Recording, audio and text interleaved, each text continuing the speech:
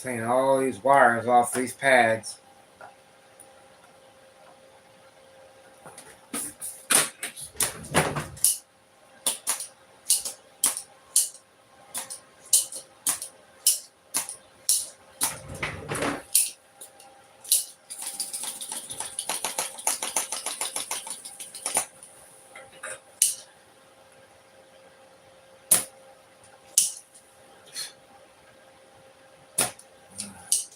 Good to go there.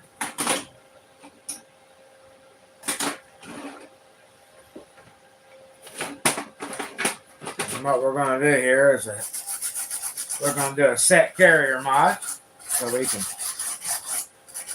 set the carrier, a fixed carrier.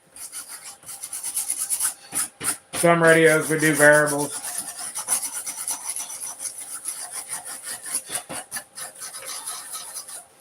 Some radios we do variables. Some radios we do fixed carrier. Also, this one had an old variable in it, and the receiver was RF gain was disabled. I'm going to show you how you put that back to factory. In fact, let's just go ahead and remove that jumper.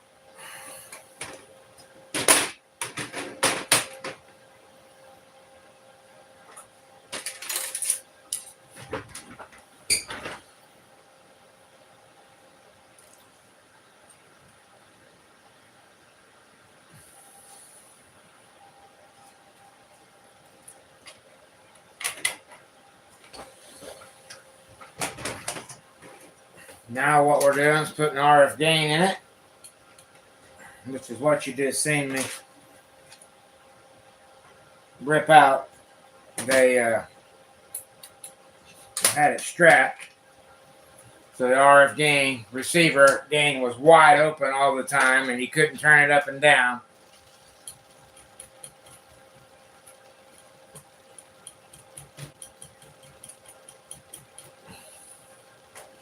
Therefore, making it the radio where I had full receiver gain all the time.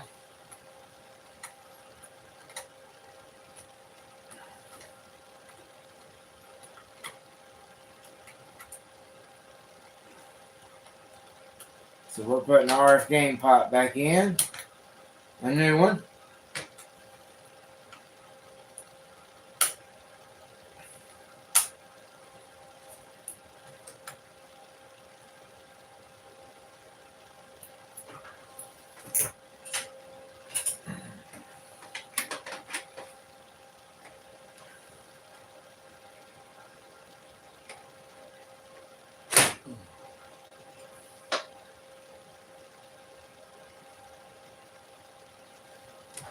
I'm going to use those old knobs. I'm going to use a factory.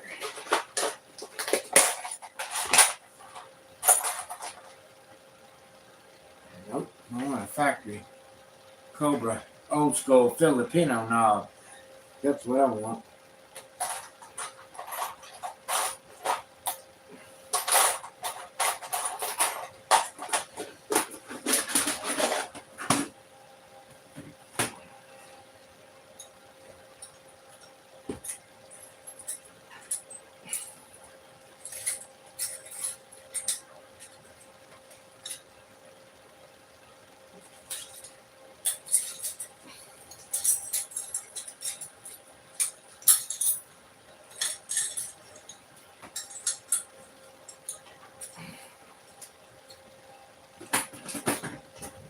Factory Cobra Filipino knob.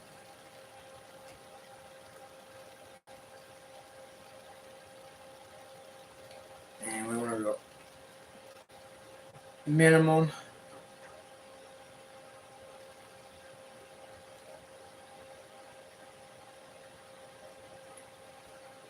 Maximum.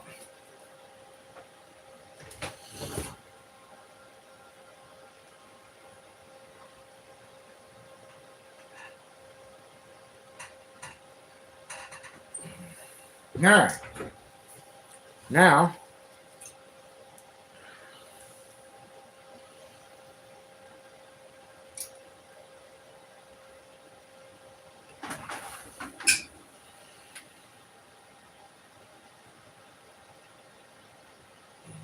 let's try to feed.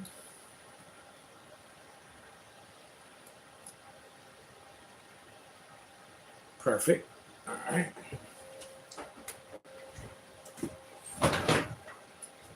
So now we're going to tie in our receive gain amplifier control.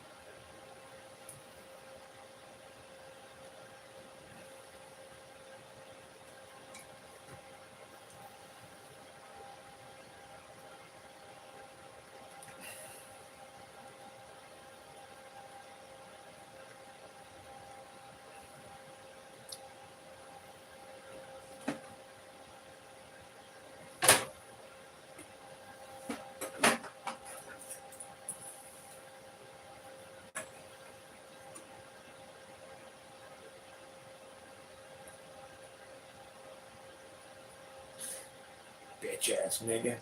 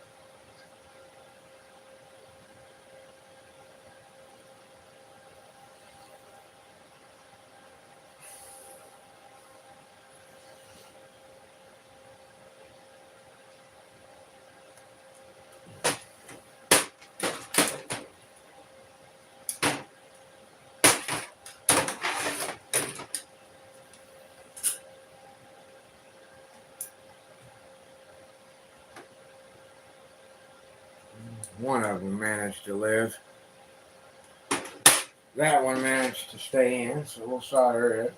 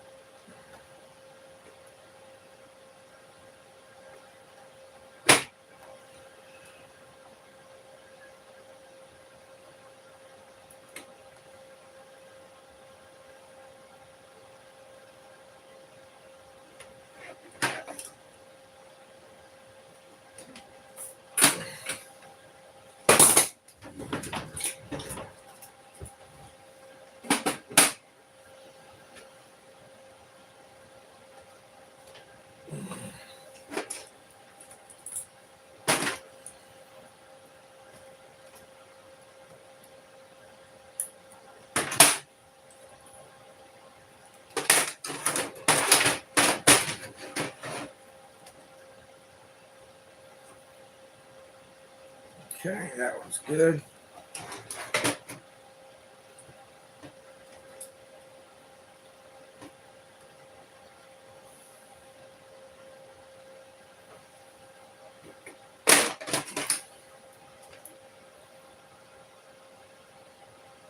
One.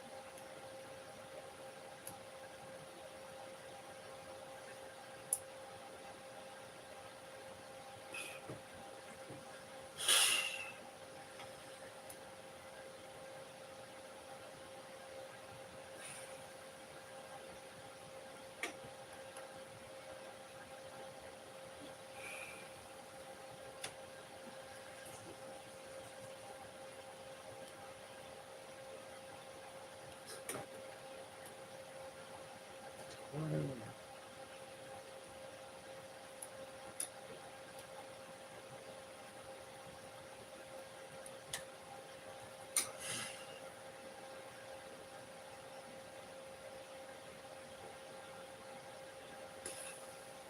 what I'm doing here is making all this an island, as you can see.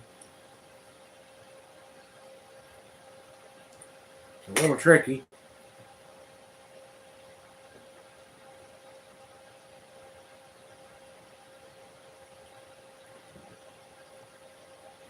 There it is.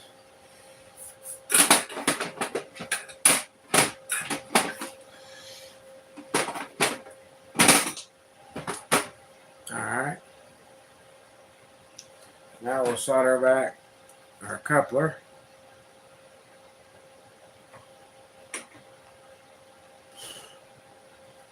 And all the components around it.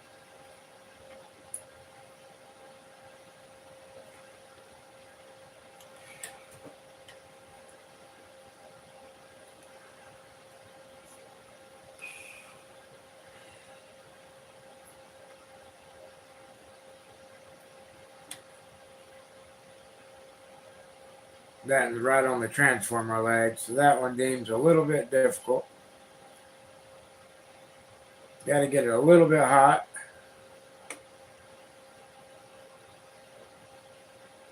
Just like that.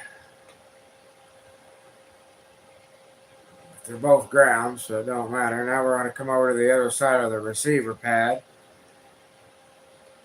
Blow some fresh in here.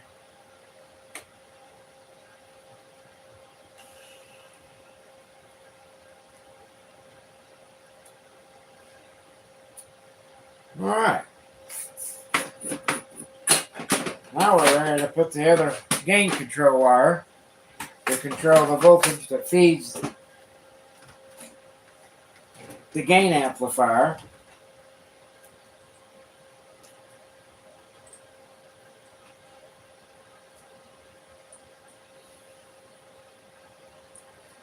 And these little boogers.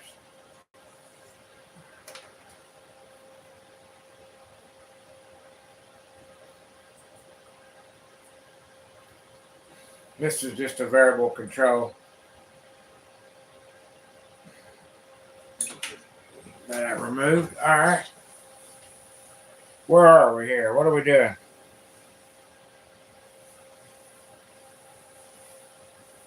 Okay.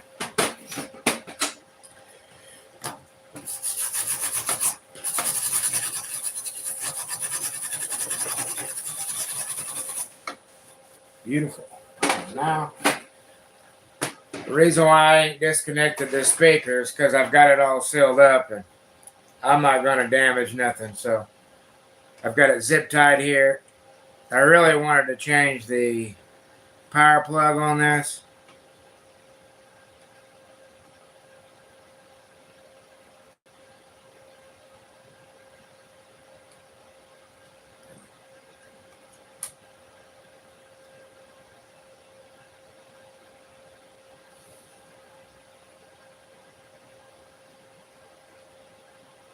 That thing's still doing it.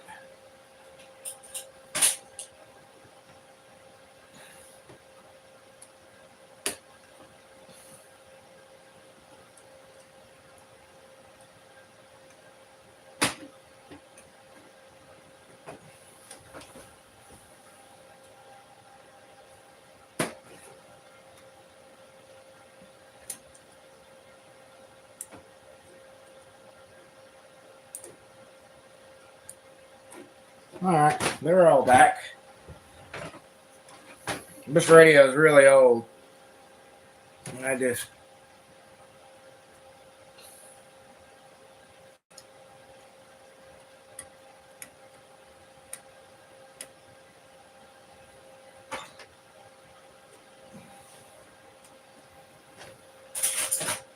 all right.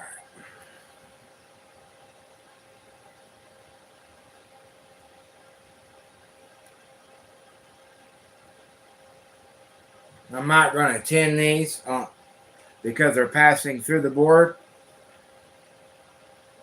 I'll tin them on the other side. Now I want to try to put the cover on and hope that it doesn't fall. And I can grab the wire right here just like that. So now we got the wire right here.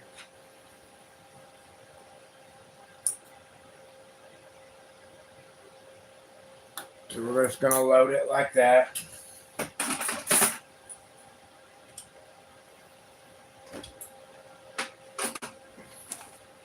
Then what I'll do is I'll tin it with it through the board. See here? Check this out. So now we're going to tin it. And then as we tin it, we'll just go right to soldering it. All at the same time.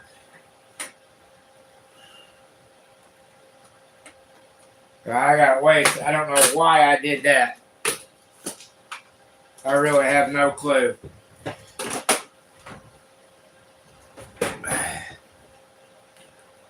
I really don't know why I did put so much flux on there. That was dumb. Here we go. So, come in here, do the wire. So we're tinning the wire, and now we're just going to go right to soldering the wire. So now that's all done in one motion. Now we'll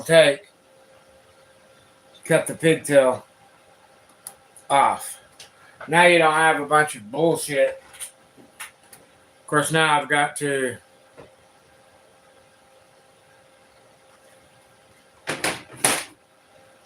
get some alcohol and clean all that damn flux, because I didn't mean to squeeze all that out.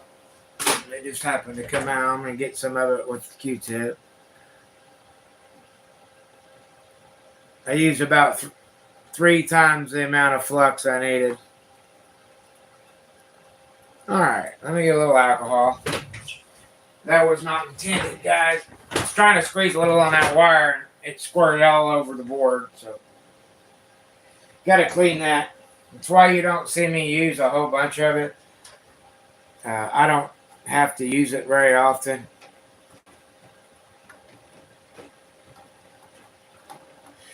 And then we were working on the other side of the receiver, which is right here. Receive amplifier. Just going to clean all this up back here real quick, and then I'll show you how to do the fixed carrier right back here, where we'll be working. Did I ever tell you where I got one of my first Cobra 25 Phillies? It was in a boat. And the guy let me take it out of the boat. It was actually in a boat in Skytook, Oklahoma. I'm talking a real true Philly, like this one here. This is a 417 board. It's a real true Filipino 25. Actually, this one might not be a Filipino. Yep, this one's 100%. It's a 417 board, so it has to be. Yeah, it was made in Philippines in 1991. Very, very good radio here. I've had it forever. I decided I wanted to put a fixed carrier back in it for my bench.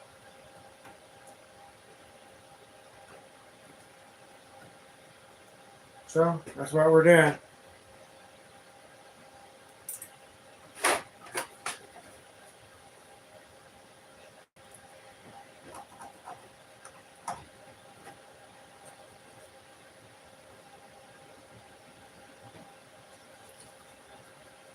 Then we're going to do some cool stuff to it. I want to modify the audio path. All I'm doing now is just cleaning it. It is filthy, guys. Look how filthy this thing was. This, thanks to my I'm not talking shit about her because she's not here, but that's why I don't like cigarette smoke anywhere around inside my lab.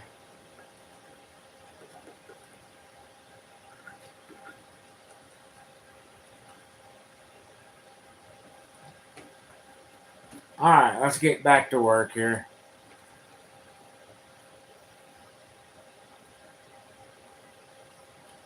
Make this thing do 10, 11 bird. Real easy. Real quick.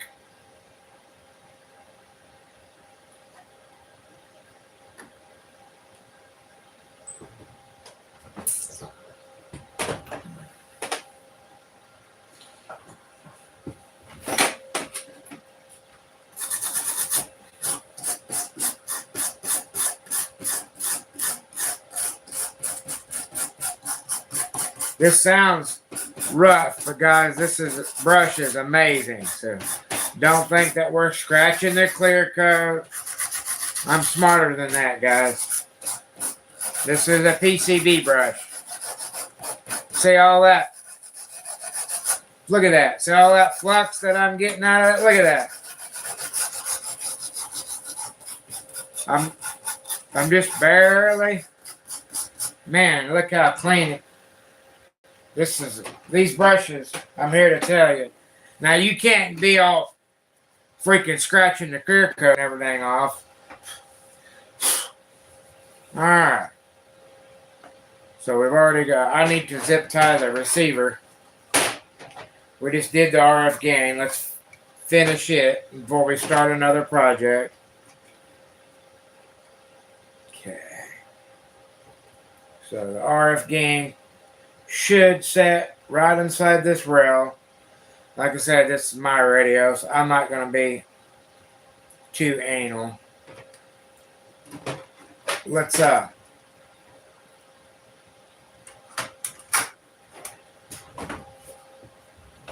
make sure the gain control is wired correctly, so it's going up and down. So what I'm doing now is I'm going to make sure that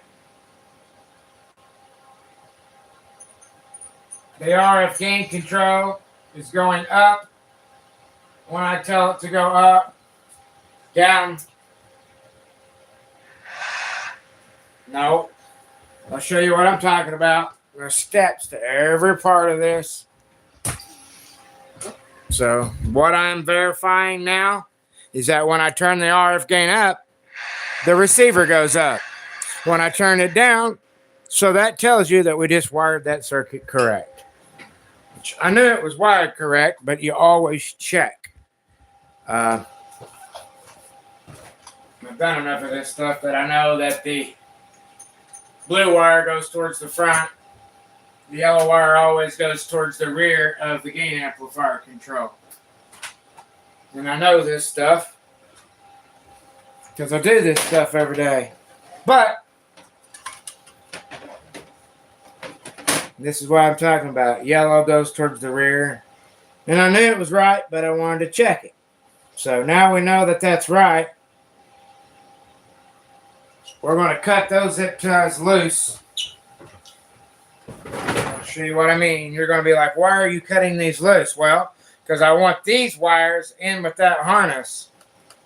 So it looks like I give a, like I care. And I didn't just cut that blue wire, did I? No. So I'm only going to keep a couple. And then we'll make sure everything's down. This blue one, we're not even going to not even touch. We're going to let him run right here.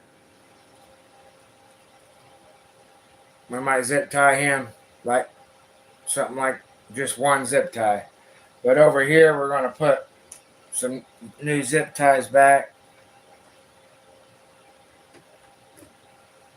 Like I said, this thing was in water. It took me forever to get it cleaned up and working, but it works. It's got all the cool shit done to it. I'll show you. It'll key a 1 watt and swing about 11 bird. I've already done all that. I'm just changing the fact that I had a variable control for the carrier. Now I'm just going to preset the carrier with, a fixed dead key. Because I get tired of having to working from one thing to the other, and you're constantly, and then something gets bumped, the variable gets bumped. I just want the radio to be fixed carrier. That's how I like them. Use it in the car. You don't have to worry about no one turning the knobs. You just turn it on and go.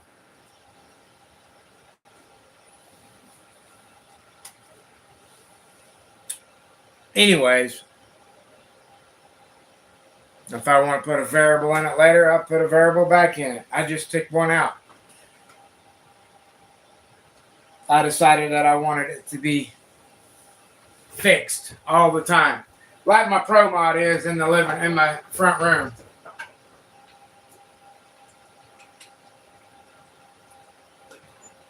It keeps 1 1/4 watt average, swings 11, and it stays there. And that's just how I like it.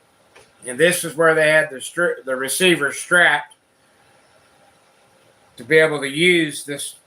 Most people will take this out, tape it up, set it in.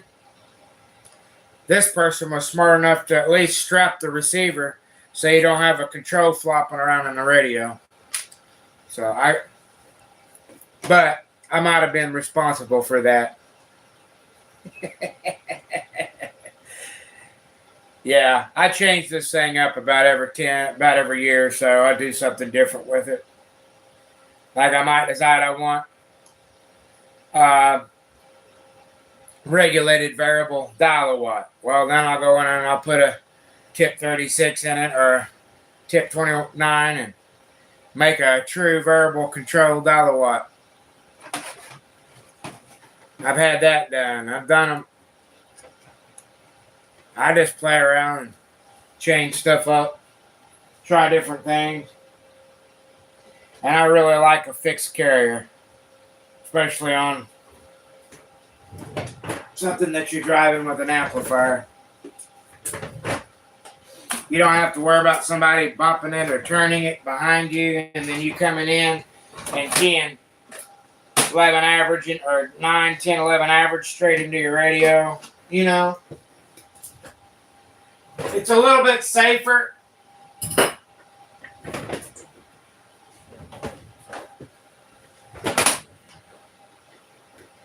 My wife gets a wild hair every once in a while, and she'll come and jump on my radio,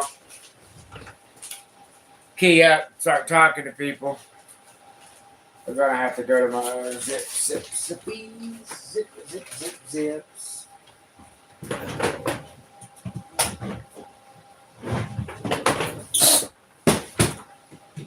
Do y'all mind if I smoke? If I'm going to. I bet you I have one of the largest collections of zip ties. Would y'all like to see it?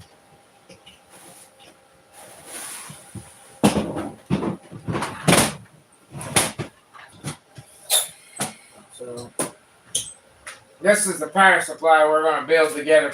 We might do it later today. This is the power cord for it. I got to put it in a cabinet. The cabinet's in my front bedroom, but it got hit by lightning. It's got 300 amp modules in it, or 350 amp modules in it, and they all got hit by lightning. So I'm going to take this one single 30 amp device and just make a bench supply or some type, so I'm making use of this supply, and it ain't just sitting around. Plus that cabinet's just taking up space. All right.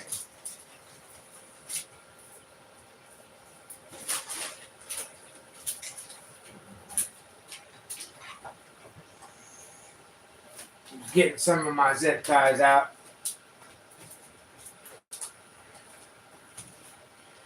Stocked in my work area here. So this is zip ties and heat shrink. The whole entire thing is full.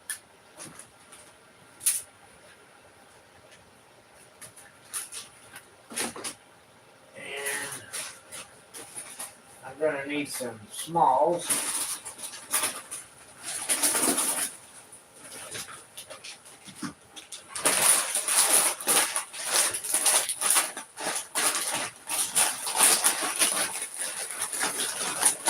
It's all zip ties, my friends. All color ordinate zip ties.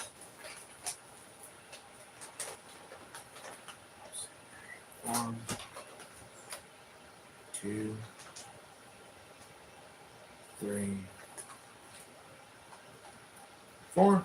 And I'll leave some. Set some out from my bench.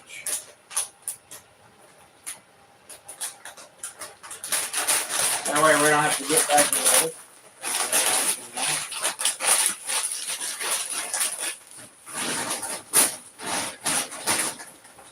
Anybody need zip ties, let me know. I've got so many. Alright, I think we're good here. All we're going to do is zip tie this down. Then we're going to put the dead key control in it, which is just the shunt. You shunt the apply the voltage to the grill to tell that radio where you want it to key up at. I'll show you how you do that in the Cobra 25. It's pretty basic stuff. And I need to move the camera. Sorry about that. Like, I am not a camera person. Like, I'm not really good at doing recording. Bear with me, guys.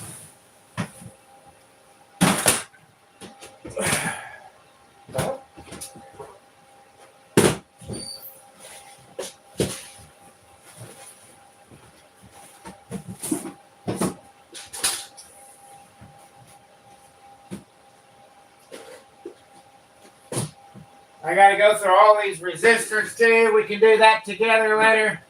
I got a whole 5-gallon bucket of carbon resistors that I gotta go through and sort. We can do that together. I'm just gonna do this radio. I got a 2950 that has got spurious emissions. It's either got something going on in the bias circuit. I've not quite got it figured out yet. I gotta fix it.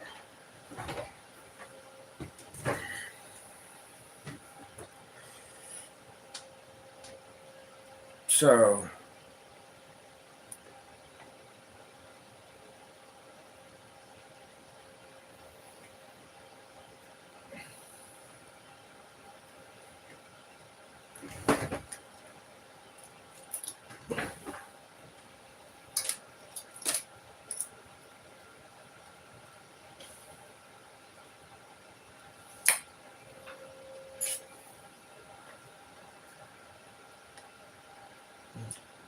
start out, I'm going to show you all a trick.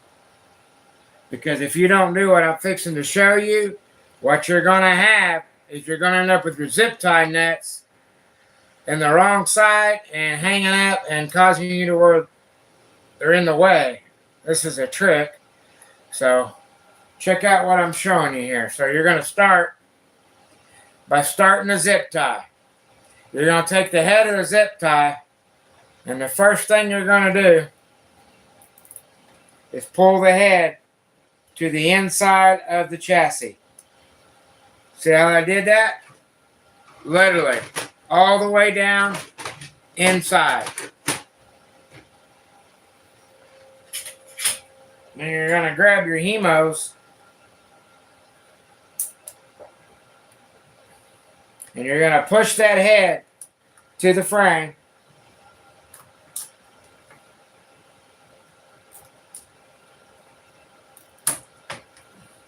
And you'll see what I'm showing you. There we go.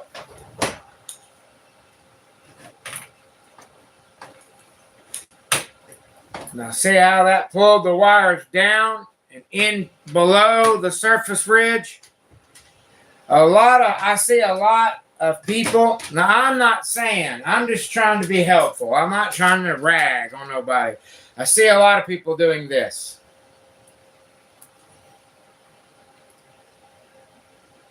And then the zip tie head is sitting right up here. When they go to put the lid on, now the lid and the face is sticking up. The lid won't go down right. And this is why. Just a tip. Not a bashing or nothing, just a tip. Just something helpful.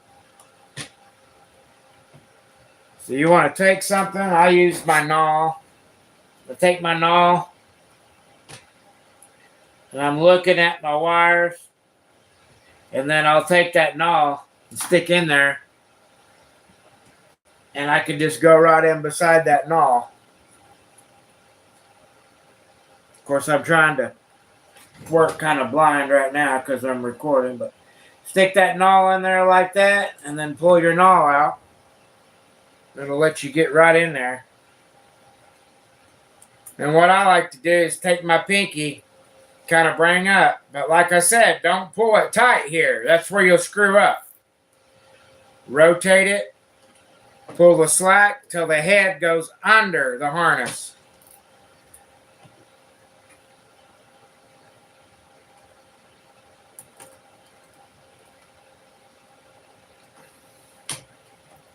I don't know if you see what I'm doing or what I'm even saying, because the lid sets on this lip, then you have a 3/32 drop in the recess, and if these wires are sticking up past this 3/32, then all the case is rubbing on your harness. What happens when the wire harness is rubbing on your case and it's riding in your vehicle, and there's 13.8 volts on these wires right here? You short your radio out in about 6 months of riding around beating in the truck. Just be aware, guys. And then what I'm going to do, and we'll come back. Notice I didn't put the blue in, because if we pull the blue over here, then we're going to load the solder joint. So I'm going to take and put the blue. Also paying attention that I'm putting the zip ties going the same way.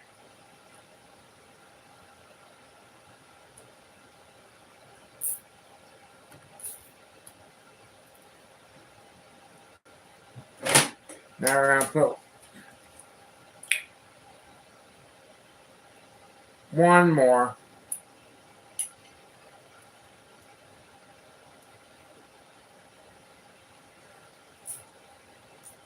This radio will never go anywhere. This is my radio, so.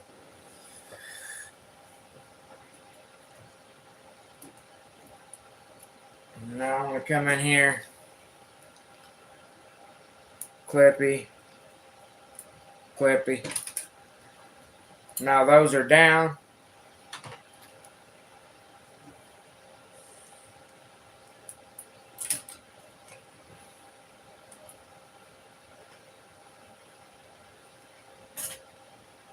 Get rid of these. Do y'all mind if I have a cigar?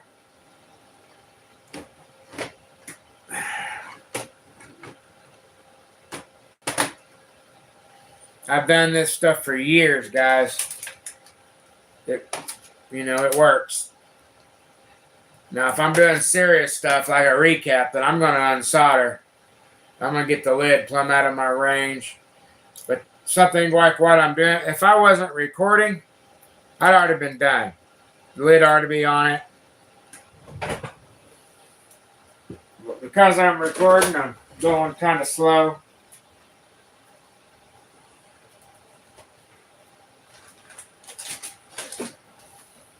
All right, now we're going to get on to the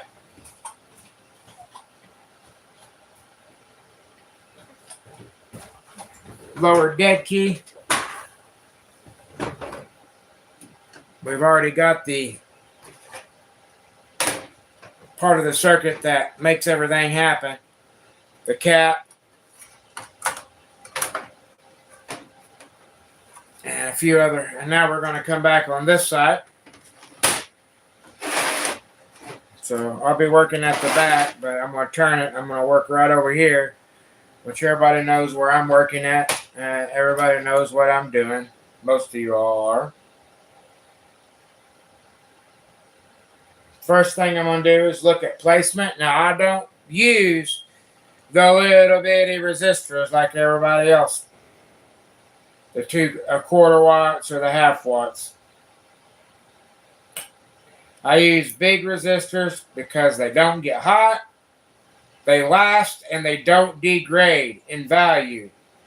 You set this thing to 1 watt dead key and it'll stay at 1 watt dead key for the rest of its life, and it don't matter what you drive with it, what you do.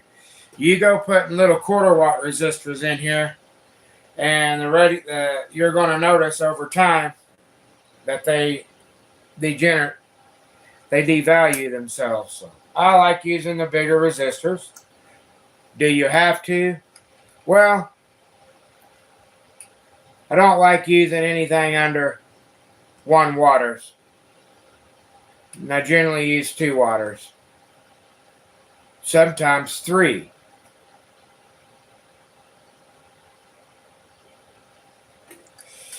All I'm doing right now is placement, and right there's where it's going. Beautiful. Now all we're going to do is lay out.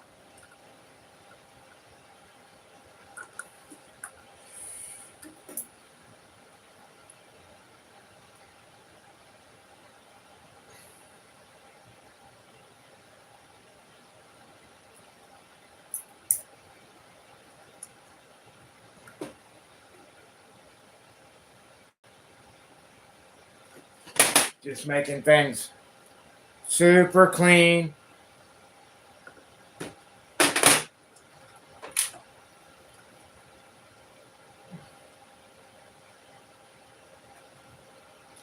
I'm bend these feet, and I do everything the way I like it. Now I'm going to make a foot.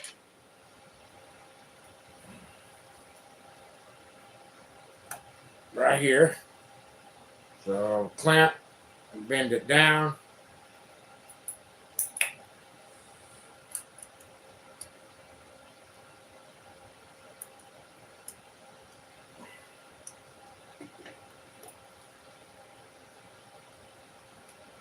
Beautiful.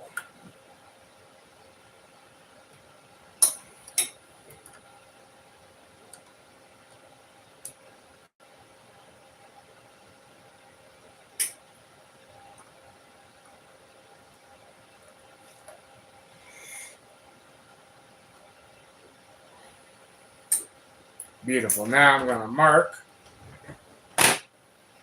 And my way of marking is I just use these cutters. And then right here, we're going to cut a little long because we're going to turn that leg down. Come on, darling. So now I'm going to, come on. Now I'm going to turn this leg.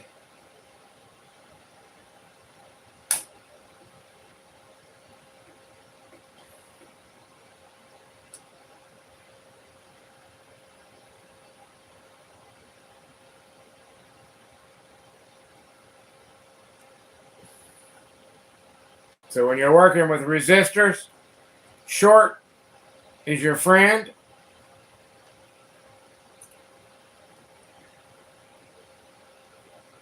I'm just looking at a couple of paths here. That'll work real good too.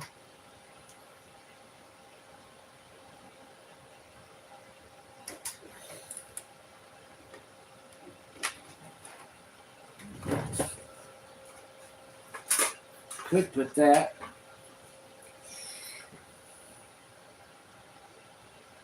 Absolutely. Okay. Absolutely.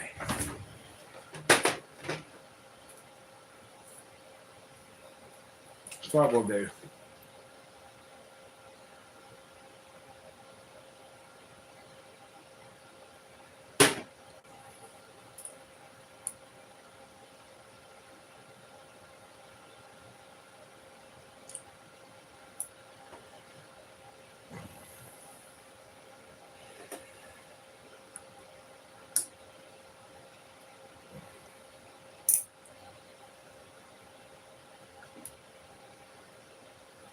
Absolutely.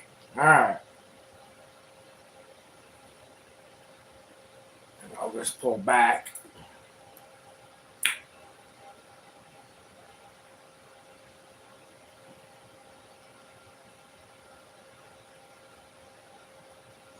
And try to pull this back even closer to the resistor.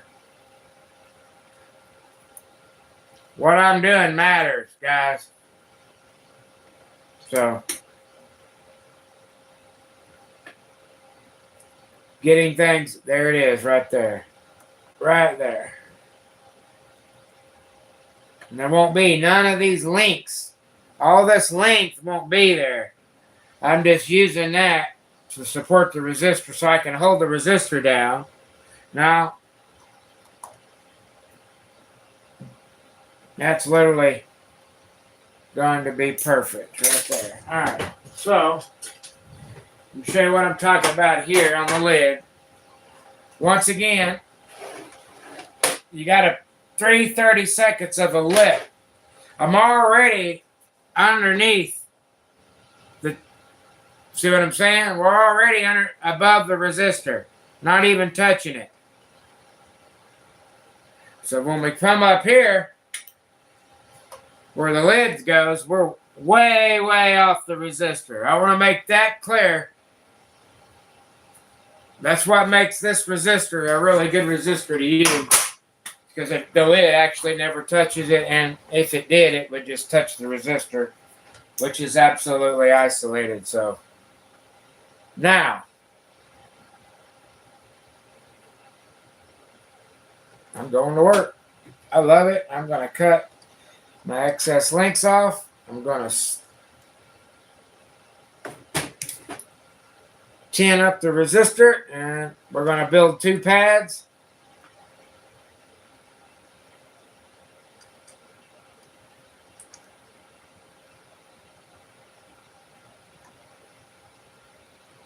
So that's beautiful. I'll build that pad real quick.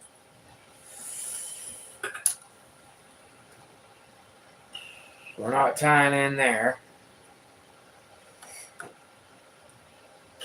We'll build this pad up real nice. Hopefully you can see what I just did. You see what I just did right there? So I built this pad up. Not just I built the pad itself up. Remember, guys, the better connections you can make, this whole pad is a circuit, not just this little thing.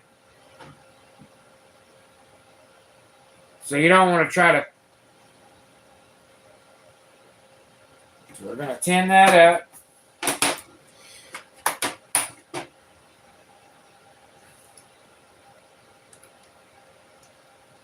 Now all I'm doing is looking.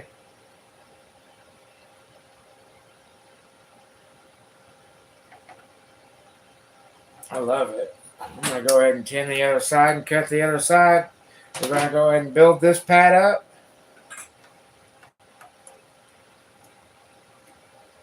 Solder that in.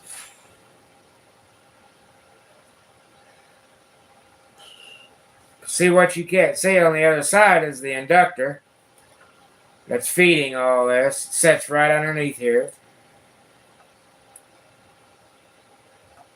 And what we're doing is controlling the rail voltage that supplies and feeds the mix to put the radio into transmit.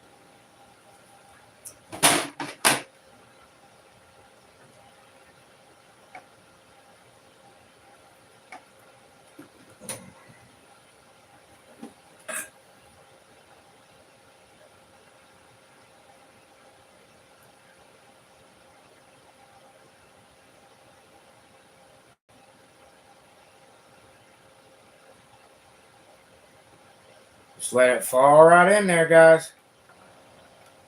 Look how freaking beautiful that damn soldering is. You'll see. Alright. I use that big dude.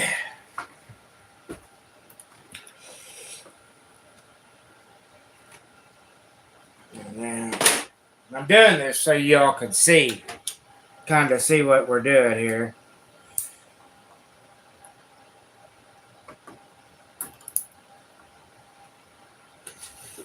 It's not hard.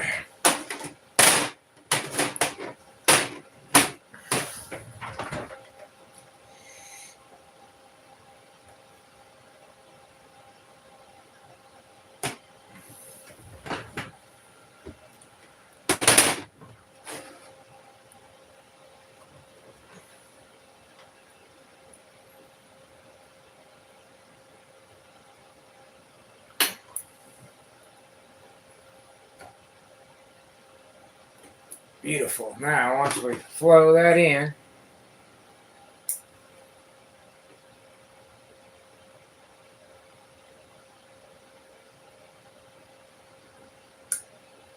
see what we're doing? It's an art, man. I'm telling you.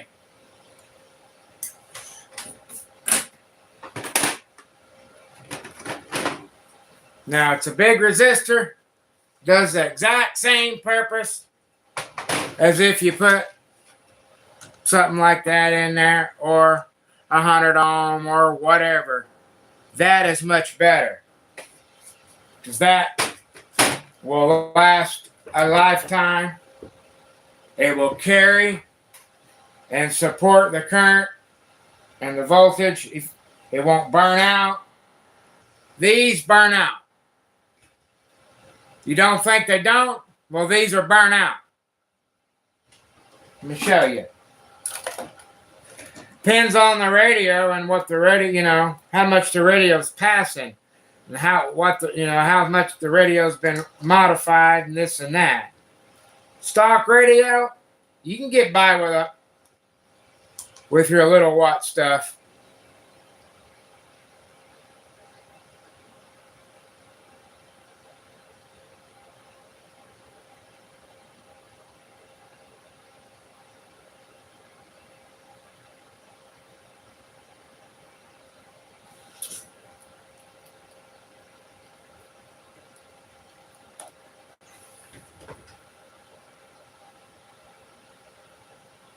So it's two parallel to make the 100.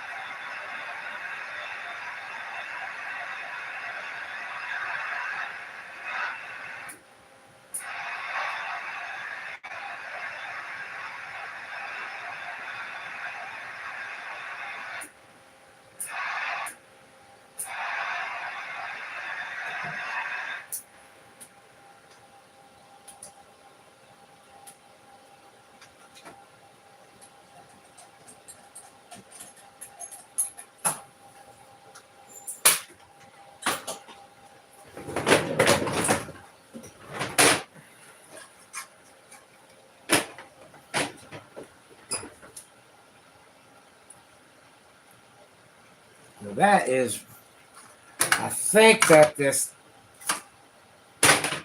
my coupling,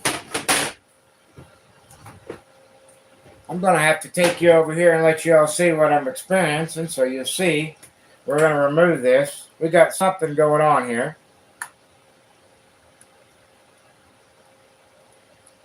Come on, Justin. Come on. There's that. So there's that. Clean this up pretty. And I'm going to suck.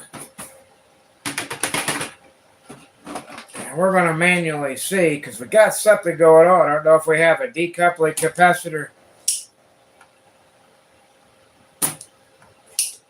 All right.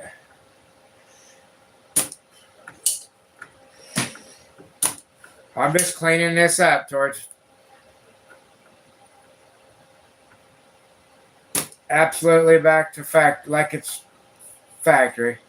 Now I want you to see exactly where I just removed that.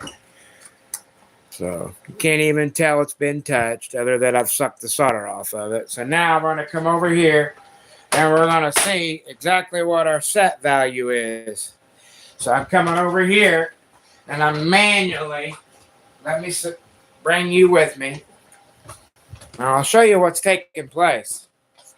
I manually jump it and I get my carrier. But then whenever I solder it and bring it over, I lose it. So we have something going on and we're just going to find it together.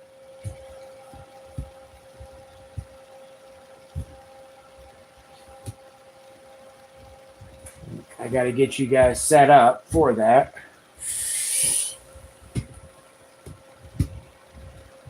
Bear with me. There we go. Now I'll zoom you in. Now you can see the scope good enough to tell at least when it goes in dead key. Now I'm going to do some stuff manually. So just watch the scope. Not the bottom and the top one. You'll see what I'm keying up. So I'm going to take the same resistor.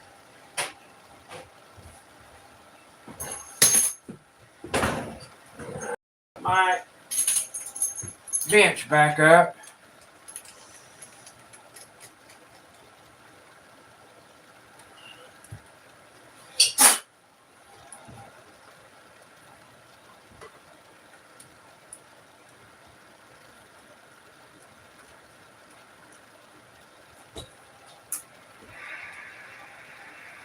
All right.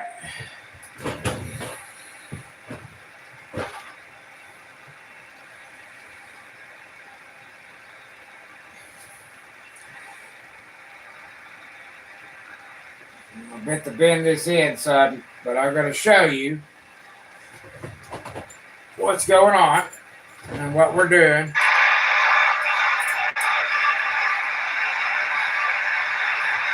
Now, don't do this if you don't know what you're doing or you're going to burn your radio up. Okay, this resistor might be bad, which is strange. We're going to have to measure it. You know what? Surely that's some bitch.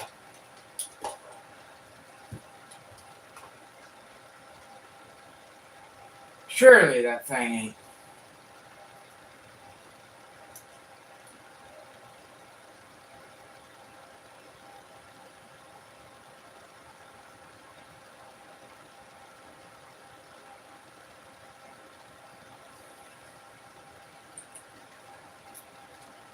Okay, that means we got this.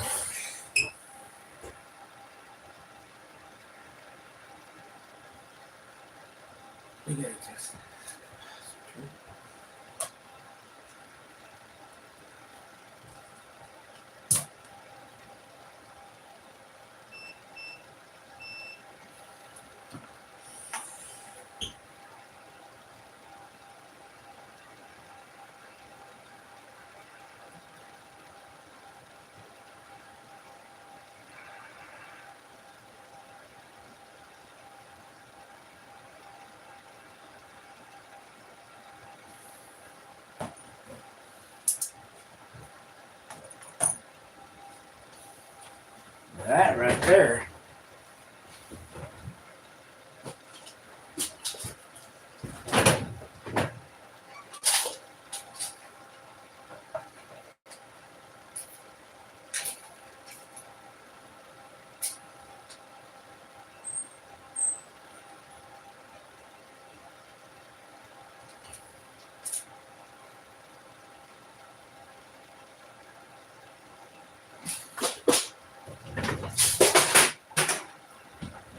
And once I said, don't do this if you don't know what you're doing.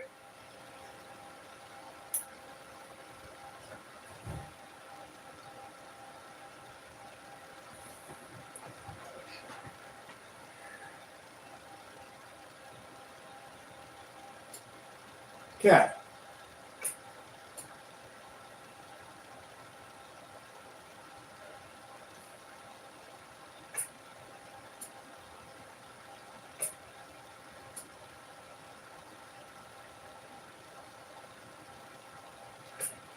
Okay. That's what's going on here. All right.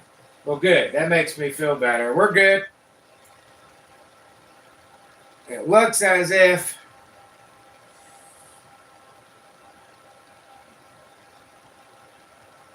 let me just make sure here.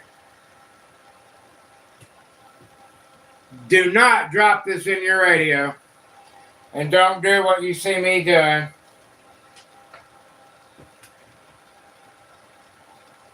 I'm doing this. I've done this a bunch. Okay, guys? A lot. Exactly.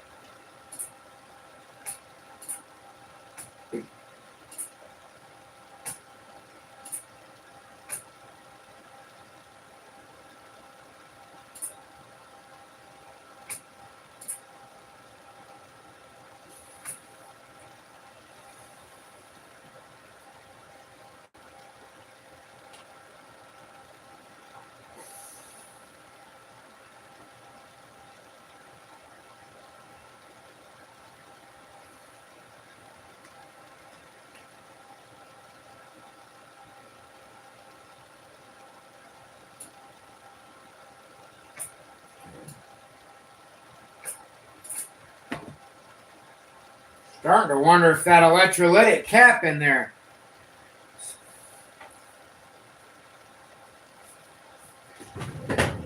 Play with some more values. I mean, we're good. It's just it's not responding to 100 ohm value.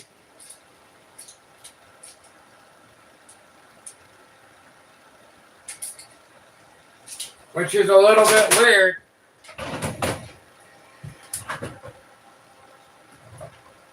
I might pull that and circuit, pull that cap. And I think I'm going to see, I think I might just put, that's what I'm going to do. Let's pull that cap. Because I'm starting to think something's happened. Because I didn't put that cap, I don't know what value. Let's see what they've got in it. I'll show you what I'm talking about. I'll bring you right back to the bench. We're going to pull this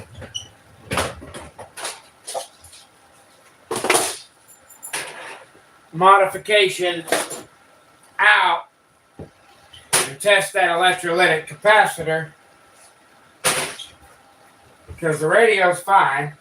I just verified that. But what I think's going on,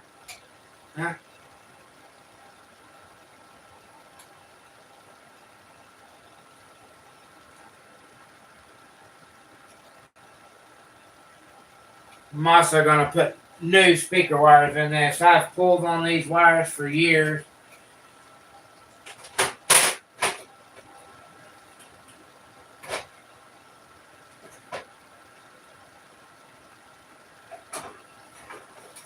I just removed the speaker so we don't have to mess with it no more. Now I'm going to bring you guys over here and we'll pull that cap. When I say cap, I mean electrolytic.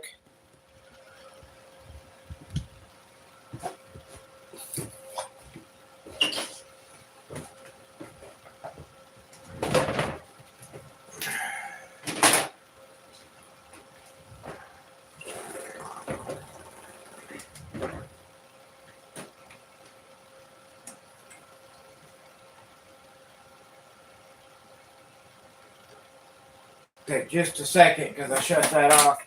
Not off, but turned it to standby. We'll pull that. I'm going to go ahead and get we're going to put a new cap in it and a new dropping resistor. And we'll just rebuild. We'll just put new fresh components in the circuit. Let's see.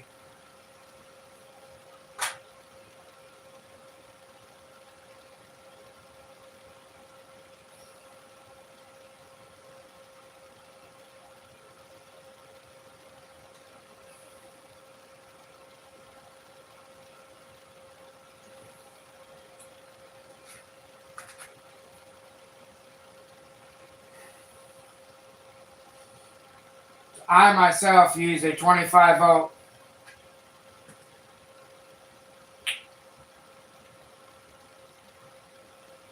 25 or 35 volt 220 or 330.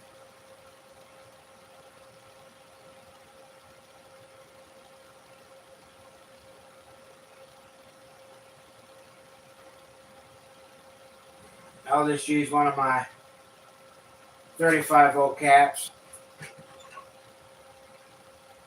And we'll go with the 220.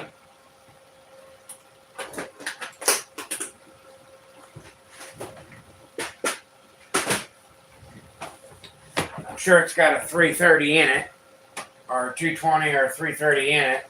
That's what most people use. Let's see here.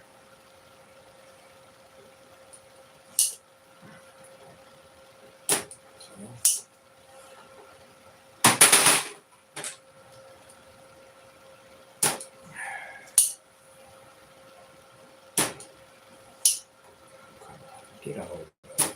There we go.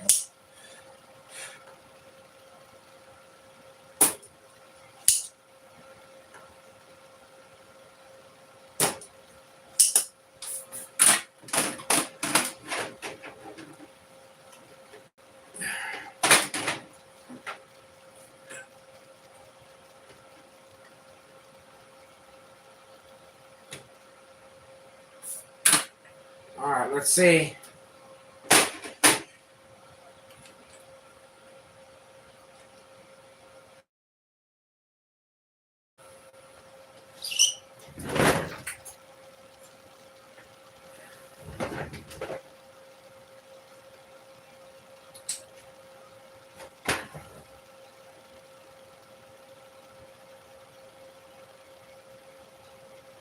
Shit, that might be a 220.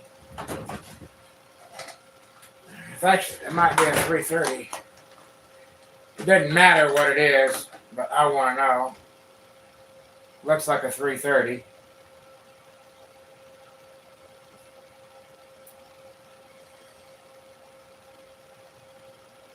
That way when I test it,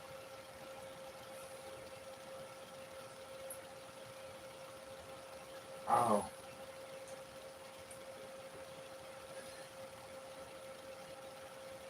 I'll be damned. 470.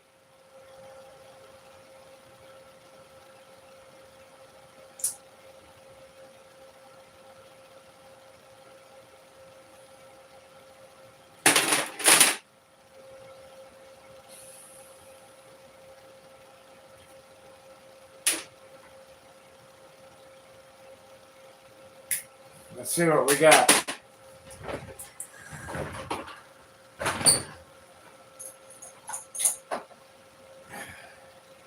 Well, you ain't the right damn tool.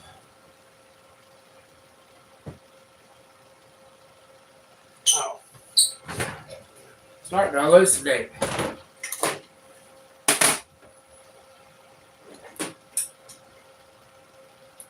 I've been wanting to do this anyway. I've been wanting to redo that RF gain control. I've been wanting to put new speaker wires on this thing because they're all short. So I'm just going to fix this 25 up today.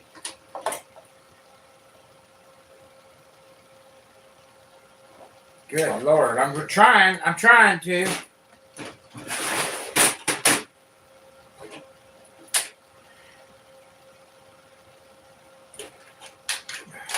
My hands, man. They're aching. All right, here we go. 470.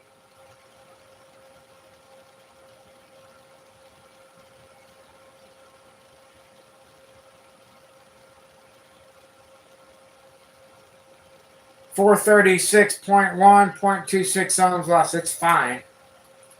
Nothing wrong with the cap. All right.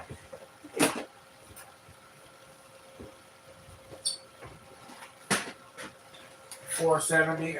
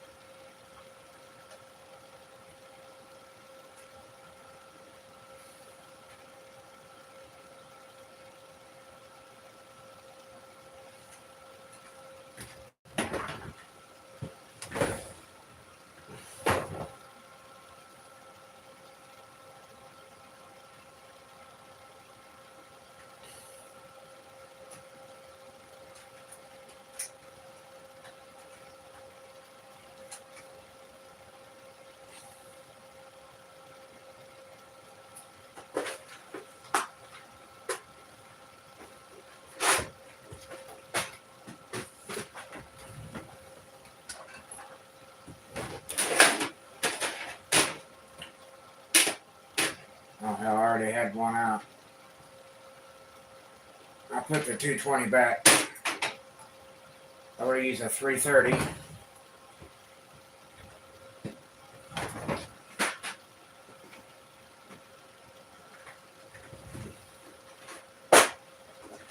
You can use anything from like a 220 to 1000. But I like to use around the 220, 330. That's what I like. 25 volt. Alright. Let's go ahead and, oh hell, I knew it. I'm gonna I want to pull these speaker wires out. And slap some new speaker wires in it real quick. And one of them will be the very first wire at the back, which is your ground. Then one should be by the audio transformer, which sits right next to that.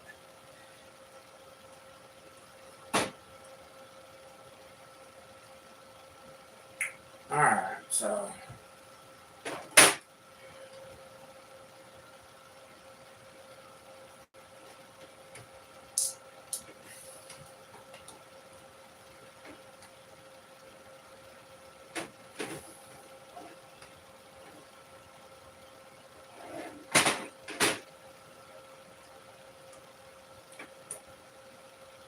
one of those. Let me get this out. Then we'll go back to that. I need to get this done too, and I'm here, so.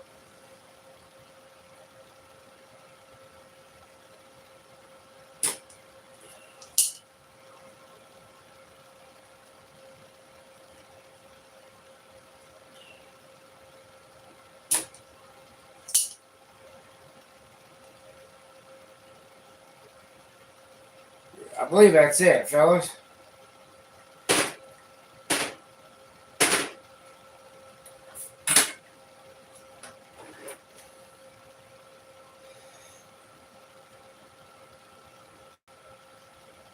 Alright, so there's that. There's one. We'll just set it aside. I'm going to put some new wire in here, some good wire. So hang tight. I'm going to put some good actual speaker wire in here. Some good stuff. Now, we'll remove the ground.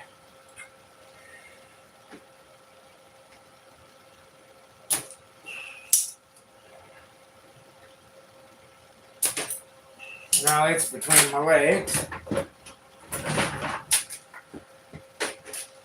Now we're going to go over here and grab some good stuff. Not really.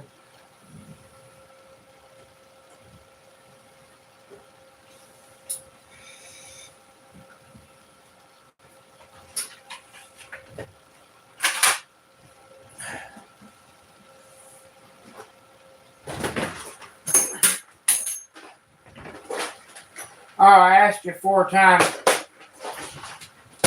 Do you guys mind if I smoke? High dollar wire right here, ladies and gentlemen. So the pieces of wire that we took out, that we were complaining about being a little too short for speaker wire, we'll take that piece of wire and use that as reference. We know we didn't like it, so let's make it 3 inches longer.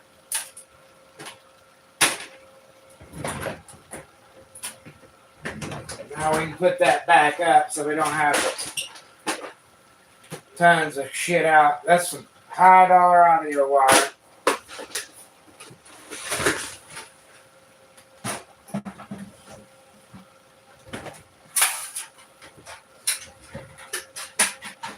Alright.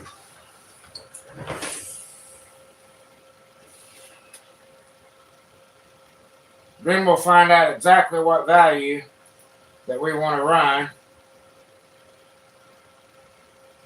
I don't know if y'all see what I'm doing here. I'm going to split one end, and this is good wire, like it doesn't.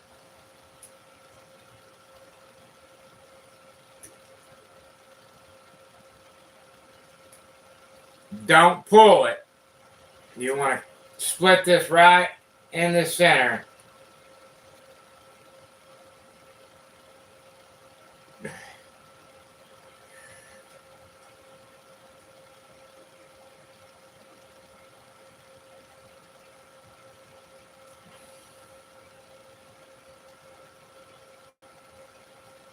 All right.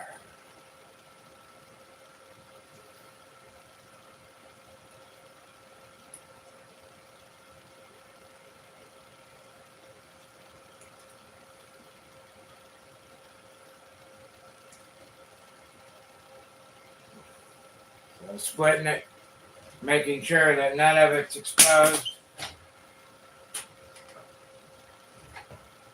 This is real easy to do here. So we're just going to verify our distance. We've already got our distance. So we're going to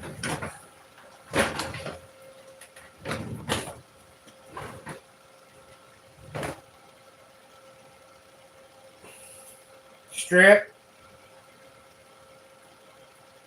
There's a little bit of process to all this. So we're going to strip it. We're going to strip the other side. That way we can be fast. Notice that one side's copper, the other side is a silver. It's actual audio cable. Much better cable than what was in the radio, but like not, that ain't why we're doing it. I'm just putting it in there because it's what I want to use. We're going to tin these up.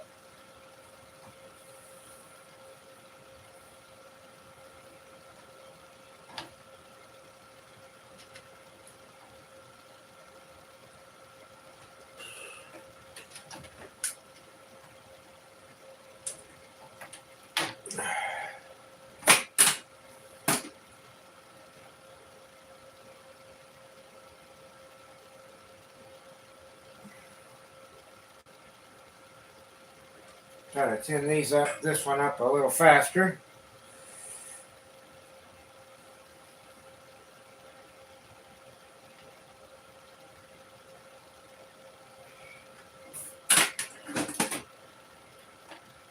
Beautiful. Now, I already had a couple out, so we're going to use those. Slide them up.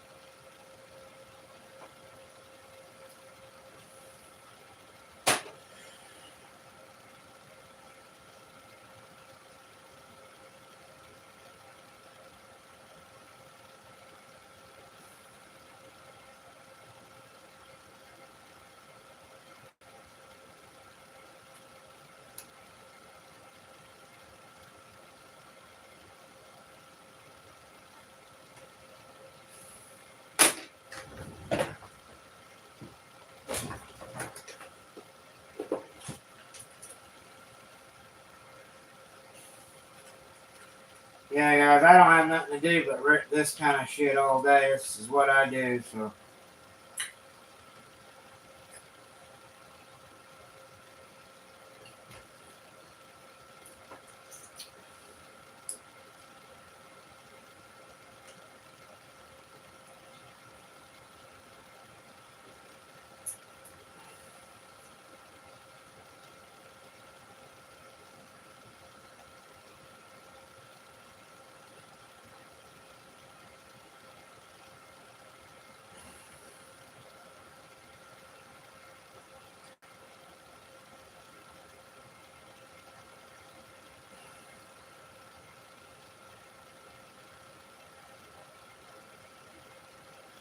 Now what I'm doing is isolating and prepping where it's going to go through the chassis. And we're going to tie it in, just making a nice little, tell you what I'm going to do. We're making a nice little speaker harness. Professional speaker harness. We're going to slide these down some more.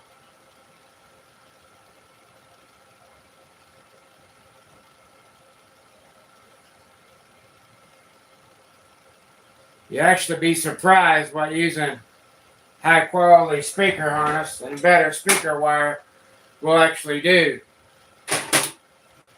You'd be surprised.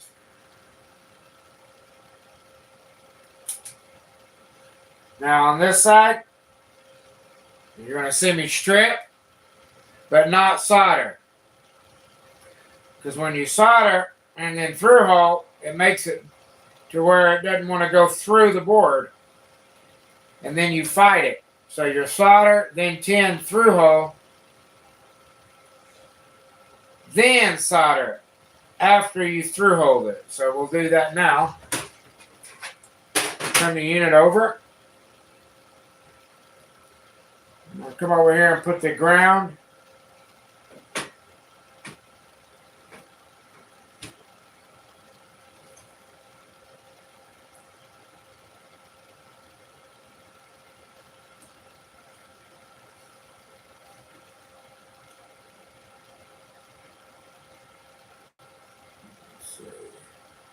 Yeah, we can do either one of them first. I was making sure that I've got them long enough. I got to cut them a little bit more.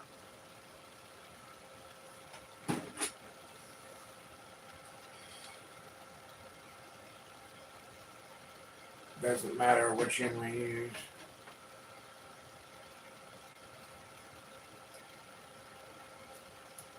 Actually, that's pretty good. Let me give it a little bit more.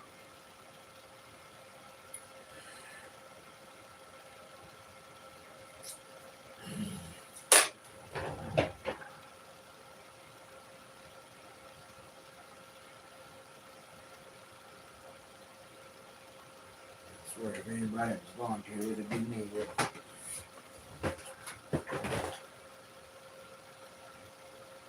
Anybody out there was going to, it'd be my dumbass.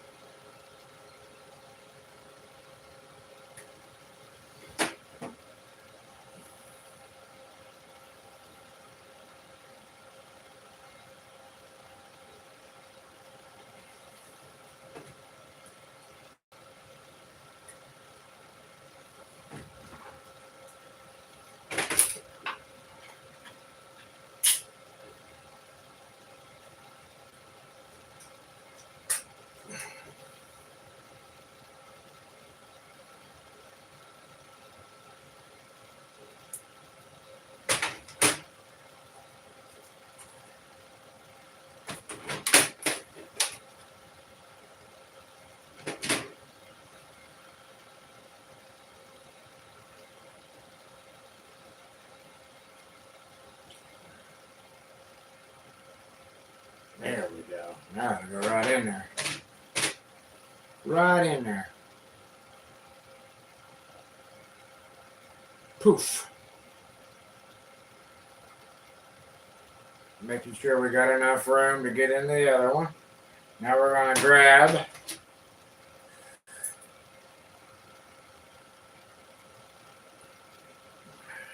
with our hemostats.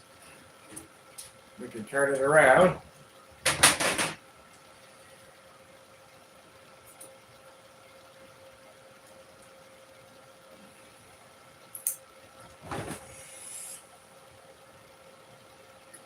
Load it so it doesn't fall out. Remember what I told you we were going to do, because we're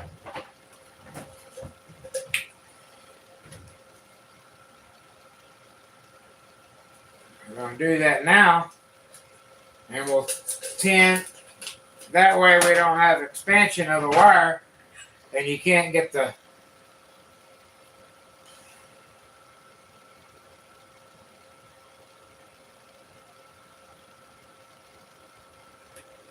wire through the board. So now that's done.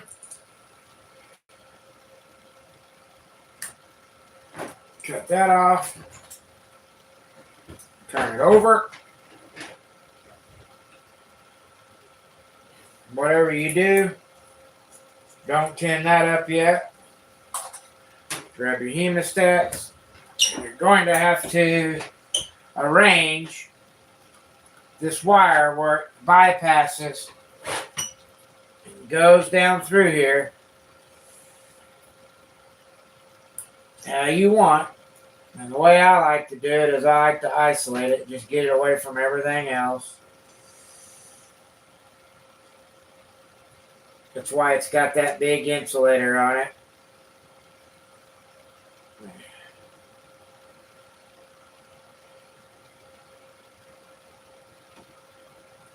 And then I just want to make a straight shot. Making sure that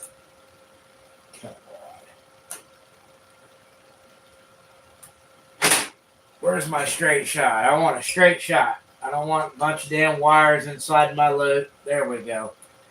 Make sure you don't put a bunch of wires inside your loop.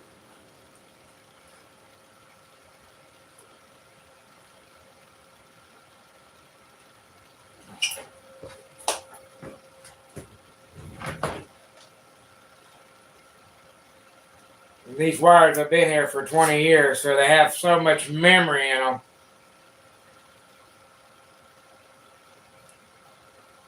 I got it. Now I'm looking to make sure I don't have anything running inside of my audio wires.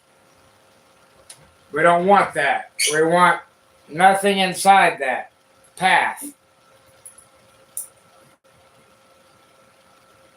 Same thing, we're going to come over here.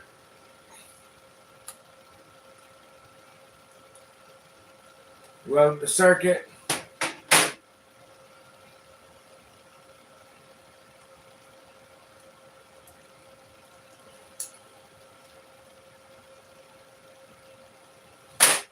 Squirt it with some flux so we can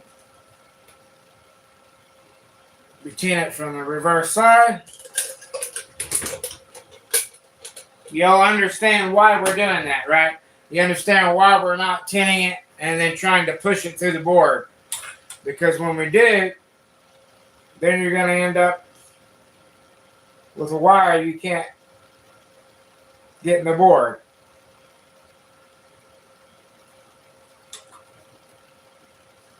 I'm just tinning this all up.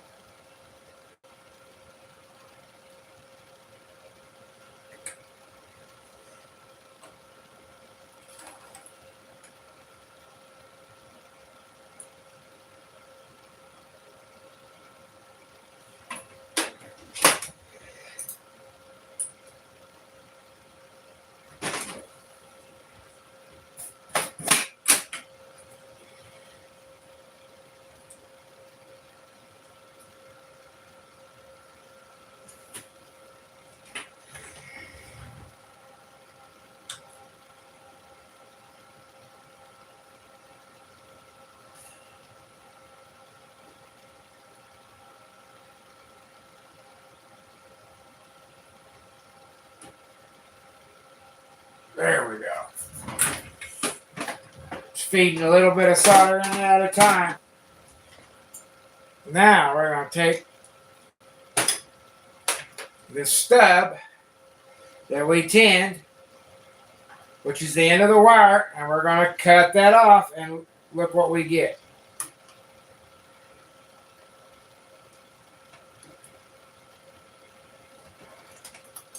So we're good there. That's finished.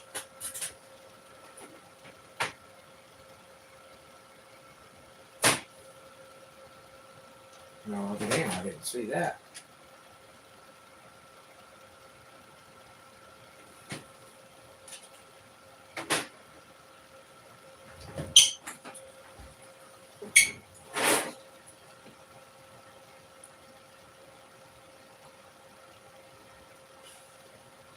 I see you.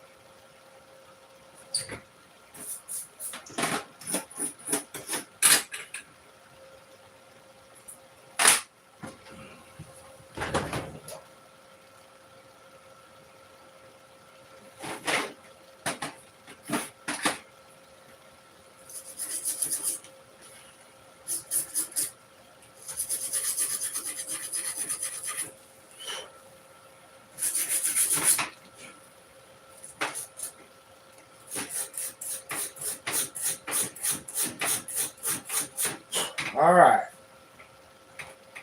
Now I'll take my little card.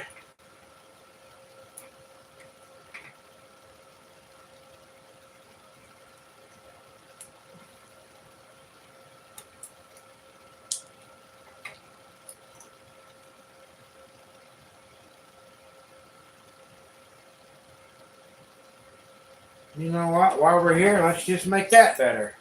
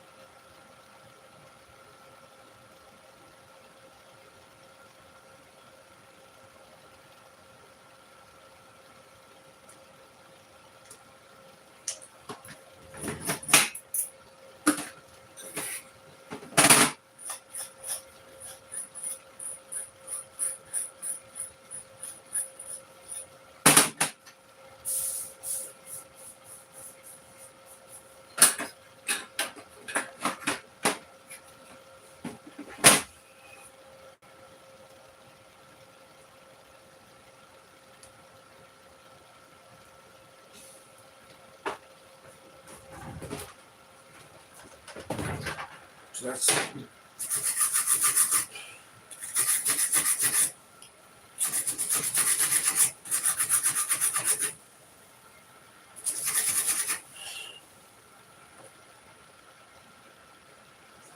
I just seen a couple things here I'm looking at.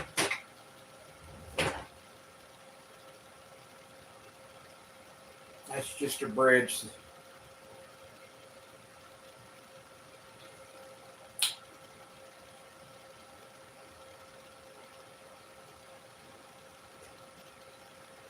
Absolutely.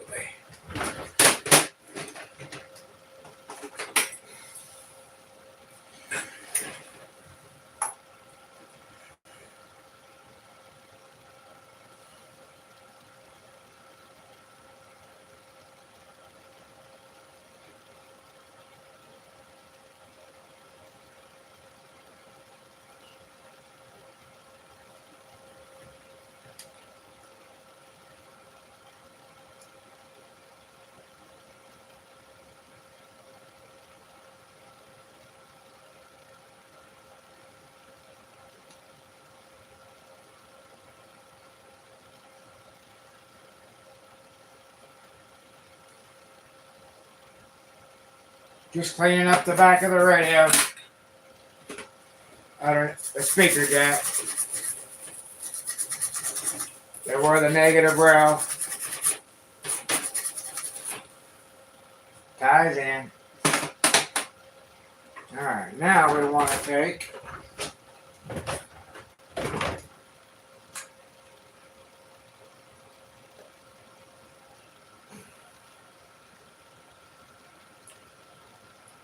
we want to ease one through and past. Just like that.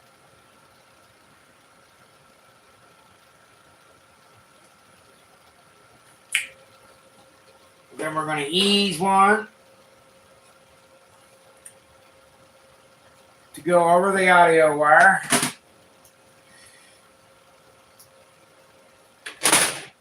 Just like this. And it goes all the way to the junction.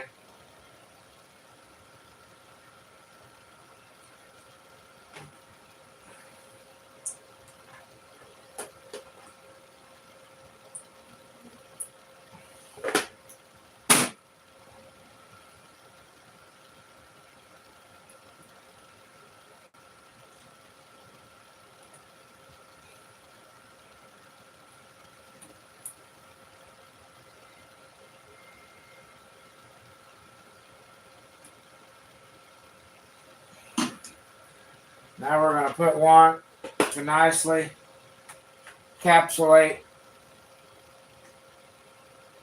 the resistor.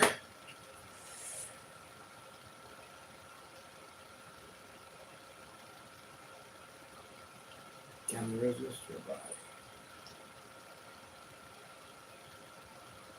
So we only need it to be to the resistor body back. So we only need it that long.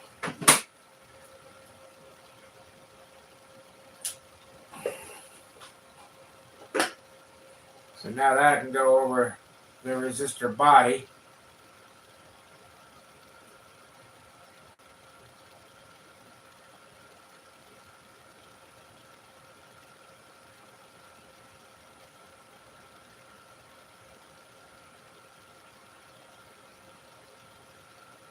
Just take a little bit more off of it.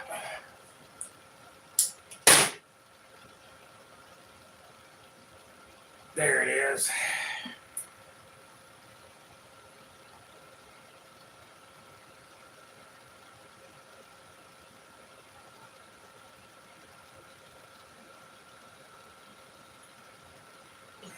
Beautiful. Now we got that. Now we can slide up. We're going to house the bottom half of that resistor. But what I'm going to do is poke a hole in the side of this tube. And then we're going to run the audio wire back through that hole and make a Y junction.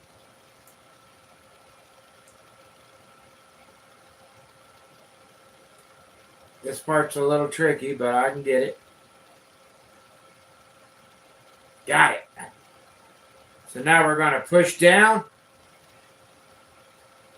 and pull this audio wire out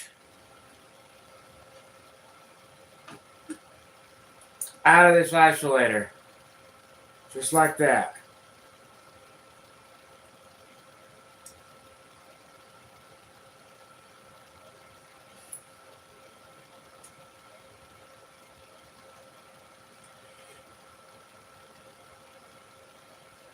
what this does, now we're completely isolated and we have a harness for our switched variable top back circuit. We can turn it off and on.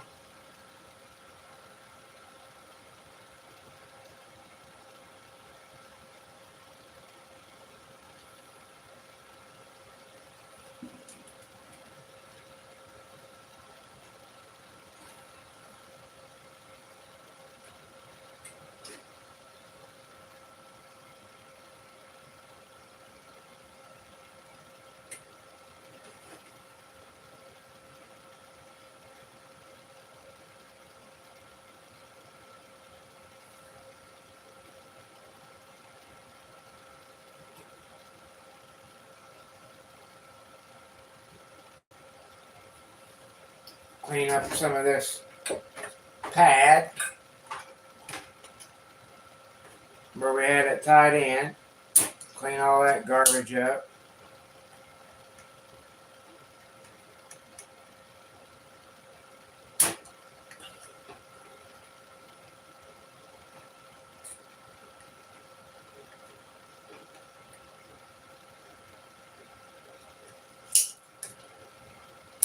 There we go.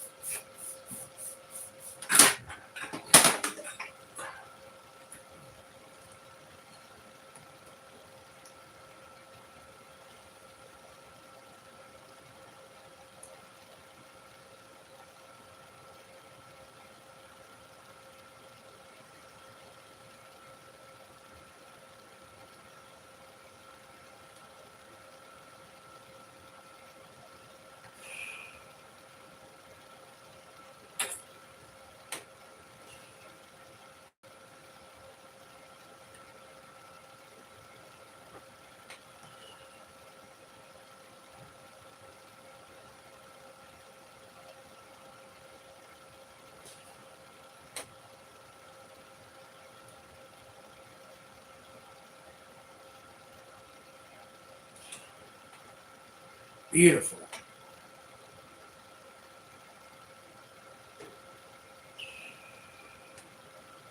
All right. Basically got the whole back end of that done. Now,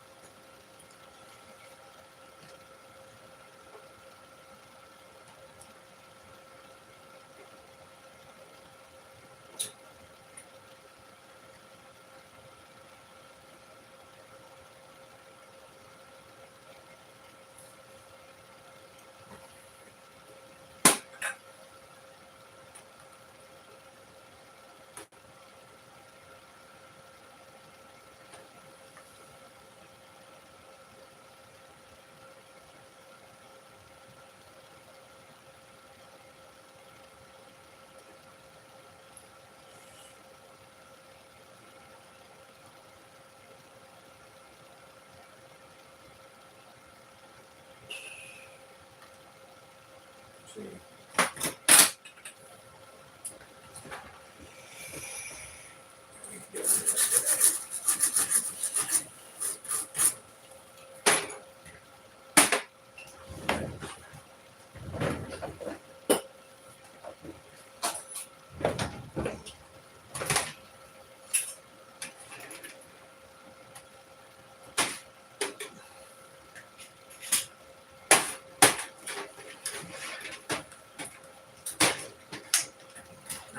don't like this cigar. I want to get a little hotter gun so I don't have to stay on stuff so long. Tie this circuit in.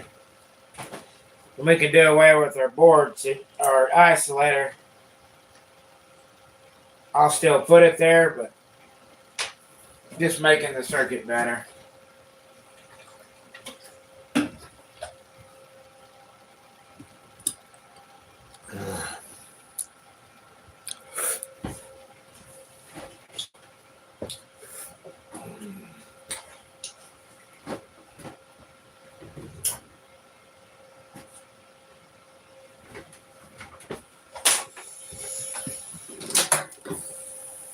I have us a cigar.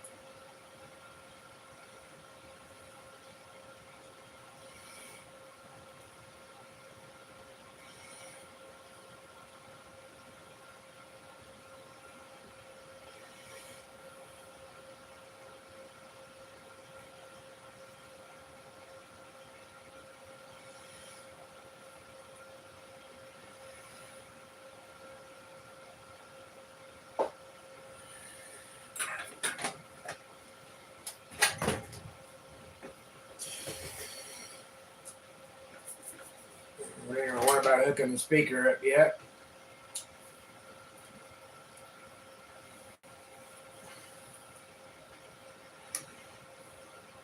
But while that's heating up, we can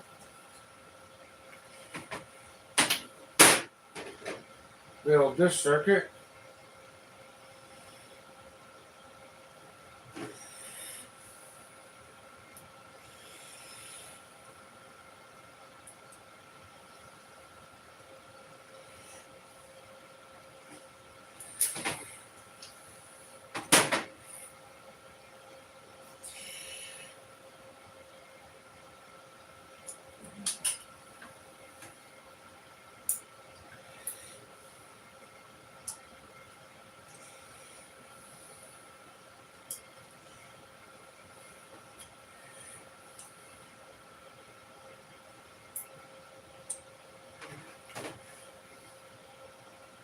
Okay, I want to rock it forward.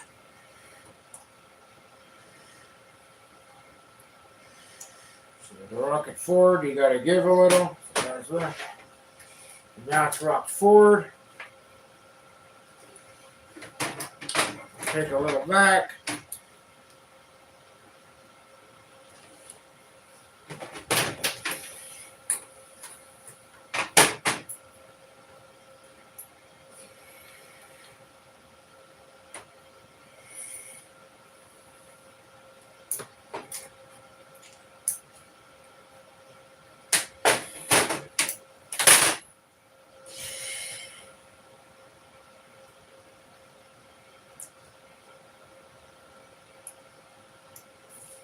Alright, now we're getting ready to do the carrier mod.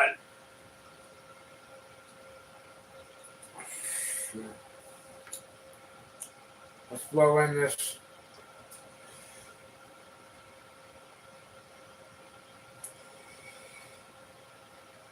Put a little bit of love butter on here.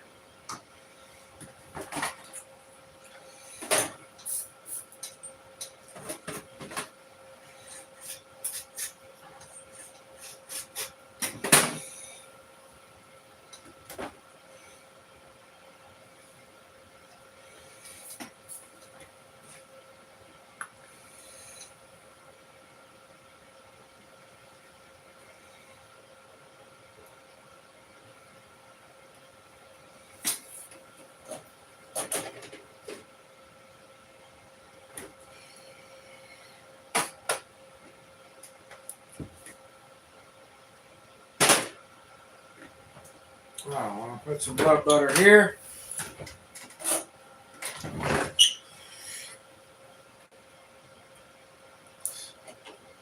here, here.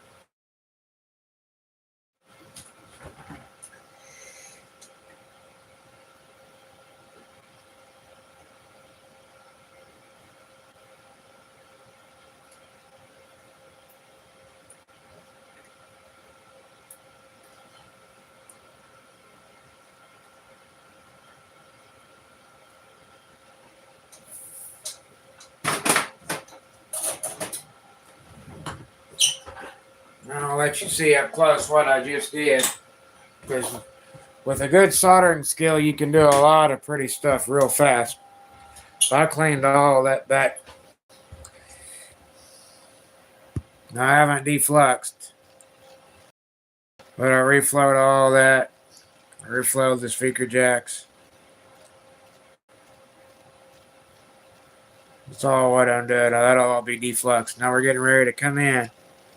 I just did this little flow, and I just did this little flow. We're getting ready to tie in. Here, just hang out and watch me.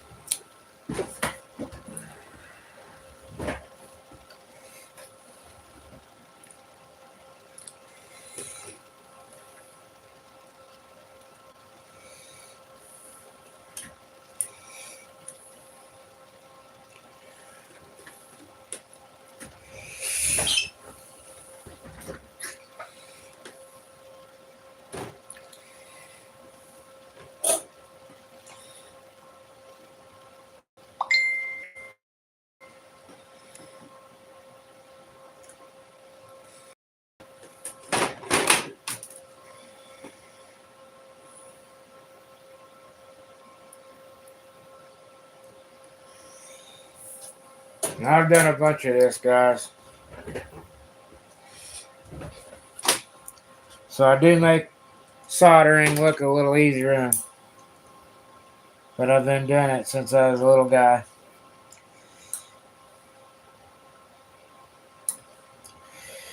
We want this to set, so we're going to ask it. The resistor is the strong load of the circuit. In other words, it's the strong arm. So we're going to ask the resistor to do a lot of the work here. In other words, to hold and to reinforce. While we load here. Now watch this. Taking the right tool and the right temperature.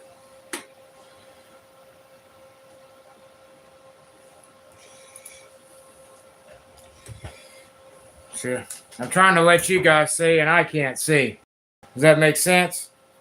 But we'll all work together. I just can't see what I'm doing because I know I'm going to get in your way. Am I already in your way? Yeah. I've got to be able to see, guys. I'm sorry. I can't see at all what I'm doing here.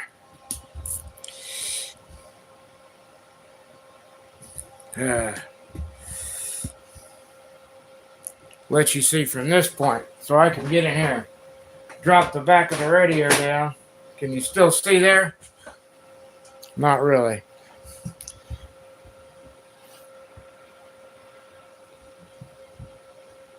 Alright, because I got to be able to see, and I couldn't see over this lip.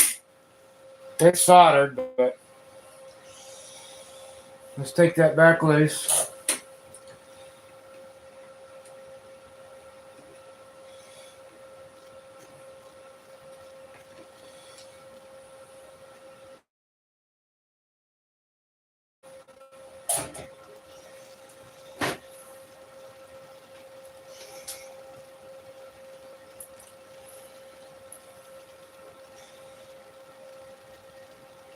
Now I'm going to bend the resistor.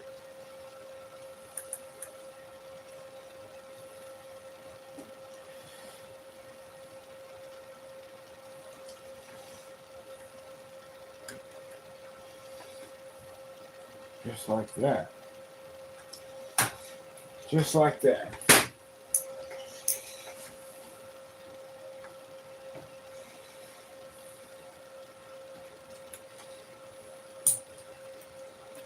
There we go.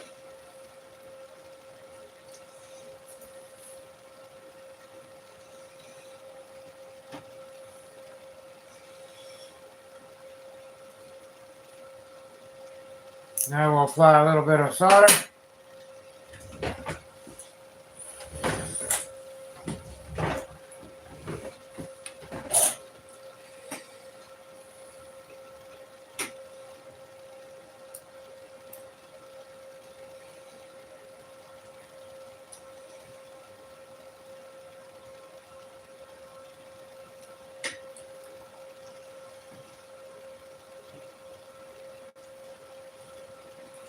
Just like that.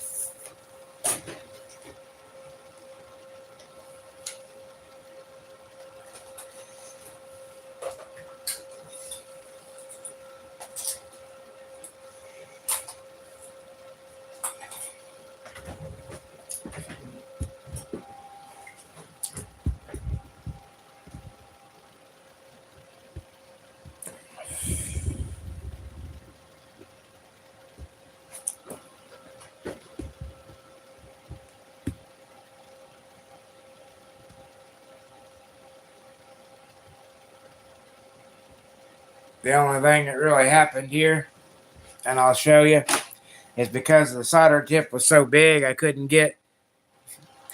This here's the insulation.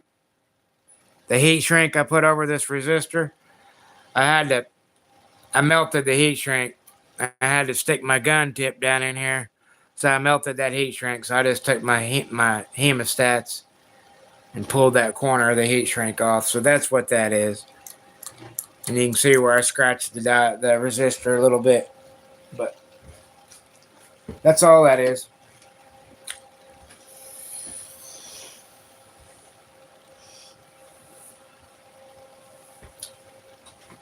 And then underneath here, which we don't need,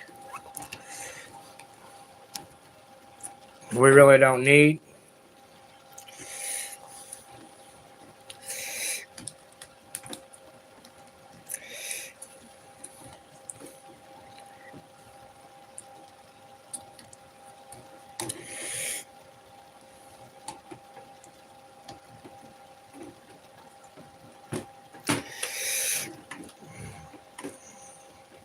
Just like that.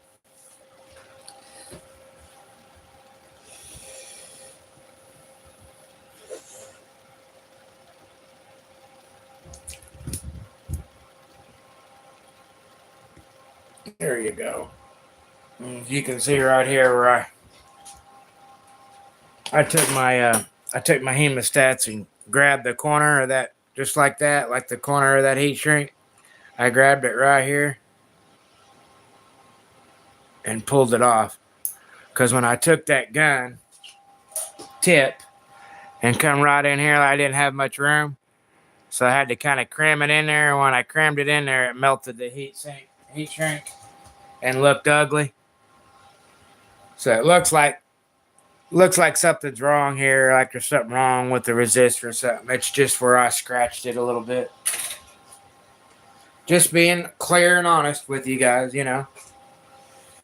Now this doesn't need to be here. It really don't. I was going to see if I could get it in. Wedge it in there a type of way to where it would look half-assed good. And serve a purpose, but it doesn't need to be in there because of the heat shrink. So I'm not going to put it.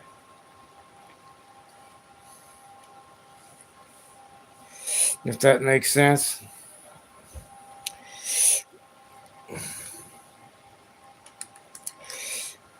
Well, hang on a minute here. I can load it. Let me load it. It would look, and then let me cut it and make it look clean. Yeah, I'm that guy, guys.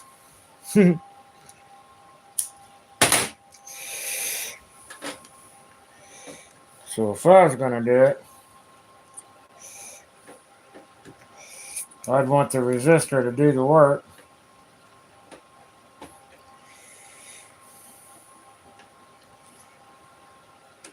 I want to get that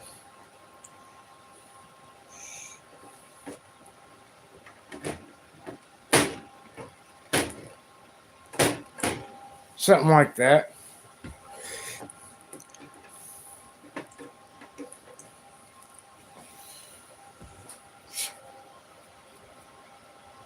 Doesn't really need to be there. Yeah, really.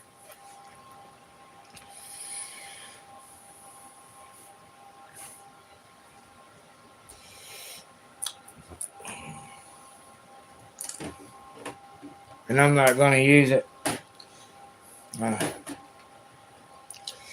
This is all good. This is all shielded and isolated. I got this double heat shielded. The only thing that could possibly touch is soldered. I mean, I used it originally before I had the insulation. I'm smoking is what I'm doing. That's why I'm not really doing nothing. Taking a short smoke break.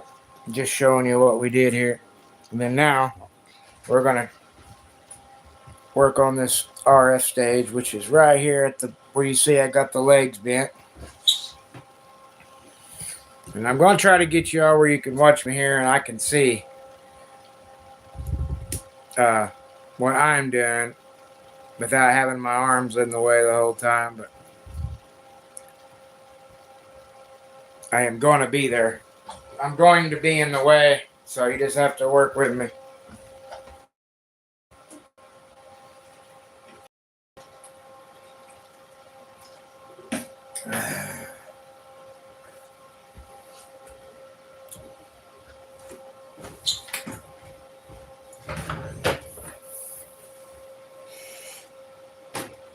Yeah, that's real nice.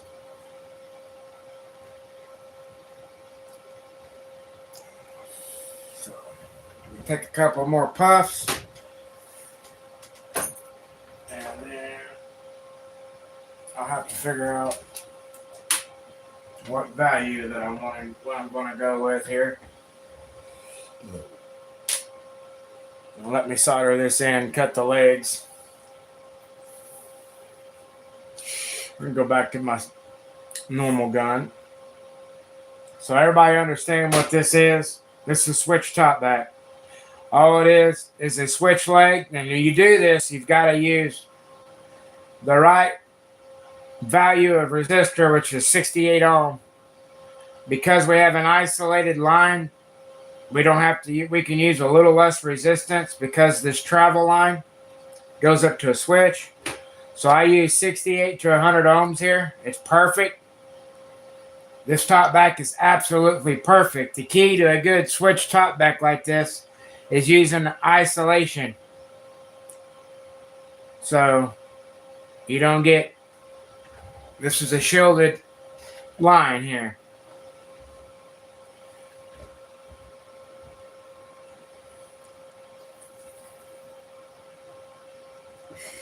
And the way I do it is I shield, and then the path is inside, so it makes a really shielded audio line. Because all you're doing with this circuit's looping the audio back through the speaker. Now, we've got an electrolytic capacitor, which allows the AC, the audio to pass through and mix with the DC. This is going to give the radio ability to swing from a really low carrier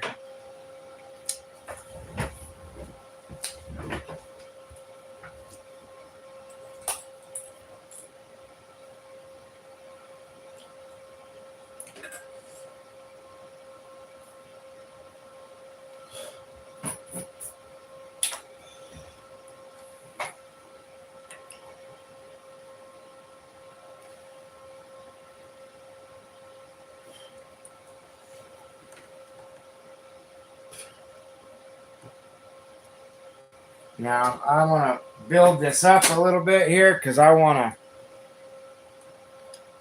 to lift that. And I'm going to lift this.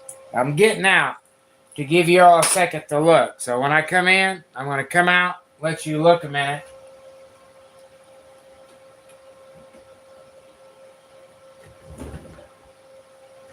Okay, Justin. Stuff's getting all out of whack here. I need to get my tools gathered back up to where I have them, where I know where everything's at. All right. Put that back. Scissors back. I put my toes back to where I can. My memory, my muscle memory knows where everything's at. And then the hemostats. All right.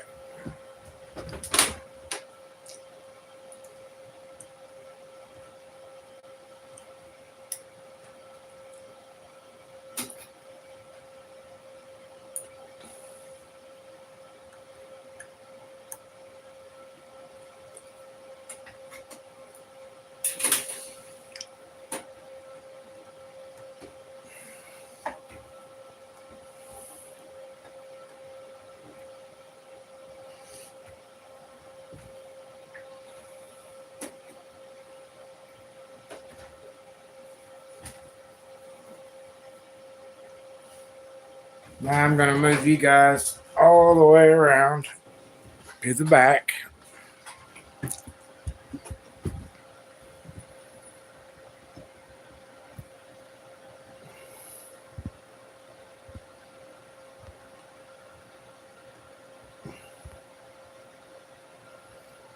And then you can see that scope up there in yellow. And then we're going to go find the value we want.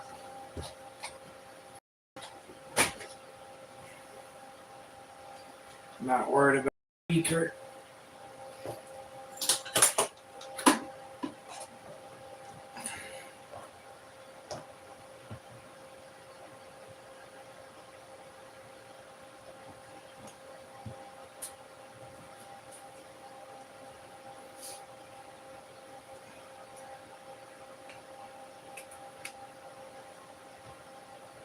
Some of this stuff out of my way because I have some room.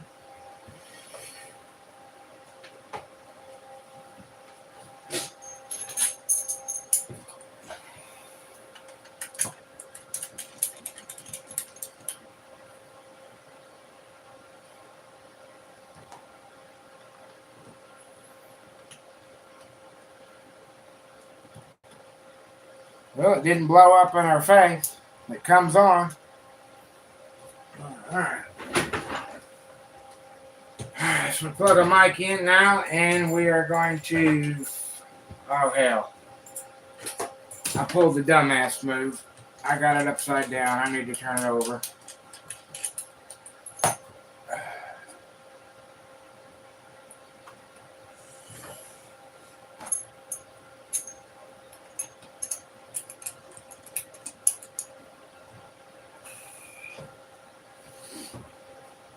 Now,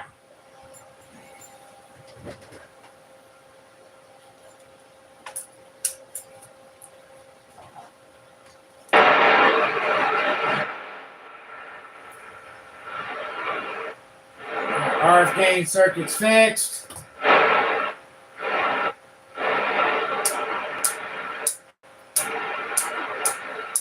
Wow.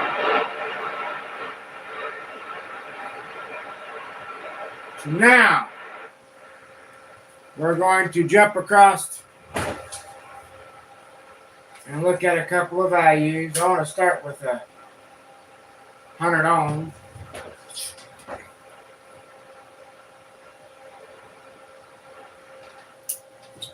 I'm going to turn the radio off first. Make sure I got my spread right. And I'm going to look at 100 ohms. So 100 ohms. You need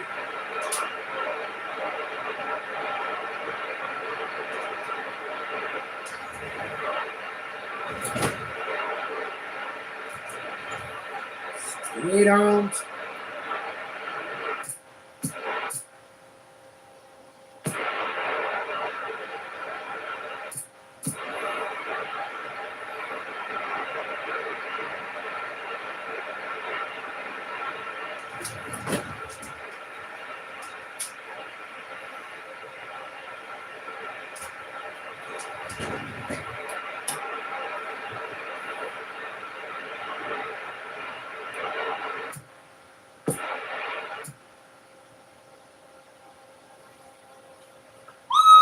1, 2, 3, 4. 1, 2, 3, 4.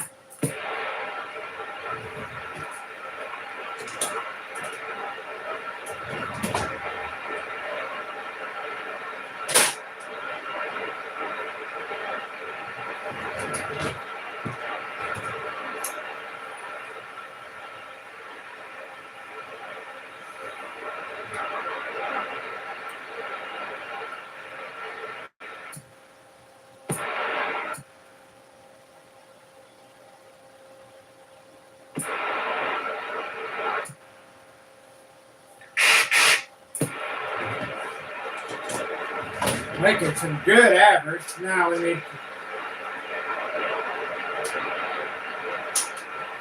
to grab some resistors here. I think I got something going.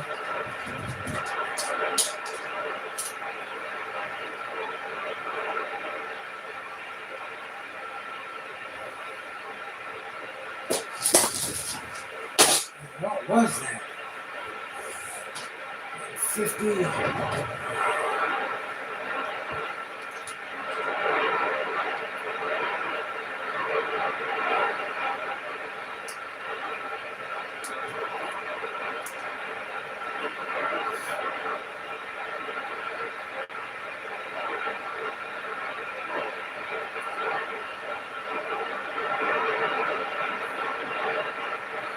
Okay, that's what I thought.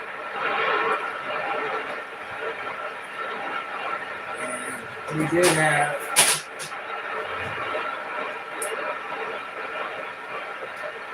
we're going to need up about 125 this one with this one.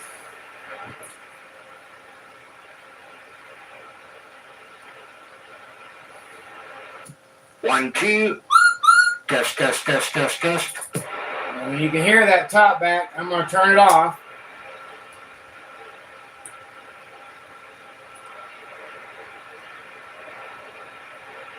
Test, test, test, test.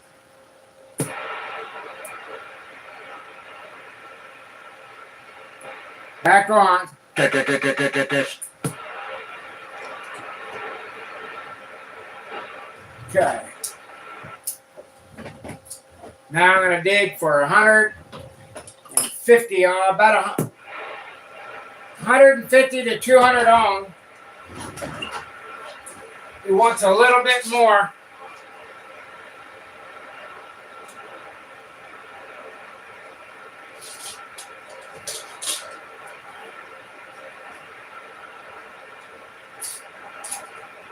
Seven, 50.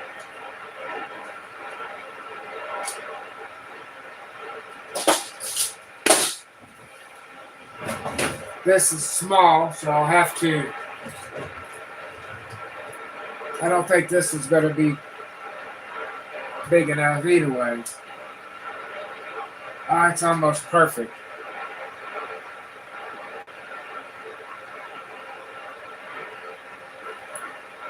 This is just a fast way. It's a bunch of ways you can do it. I'm just doing this because it's my personal little bench radio. Yeah, it ain't going to work. That's too short. I want to see what that is anyways. So that's 100 ohms. That's the one I took out of my other one.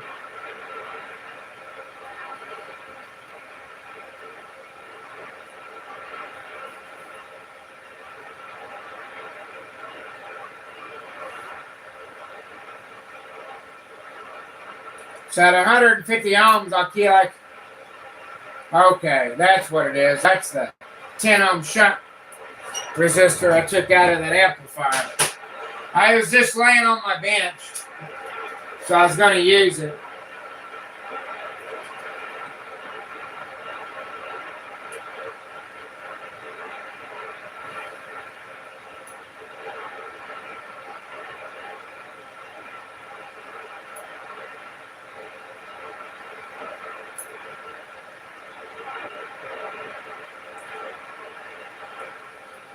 Now here's two parallels.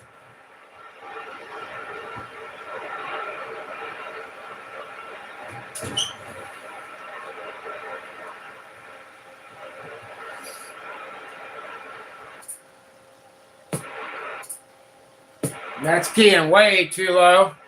That's only keying at 1/4 watt.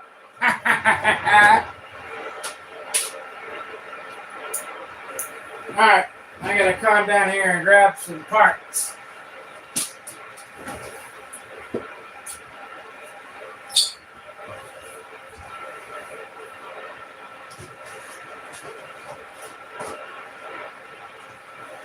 Alright.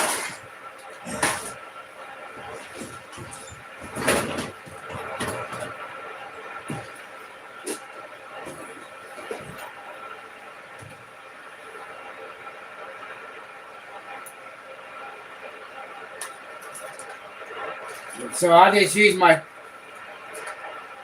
tester.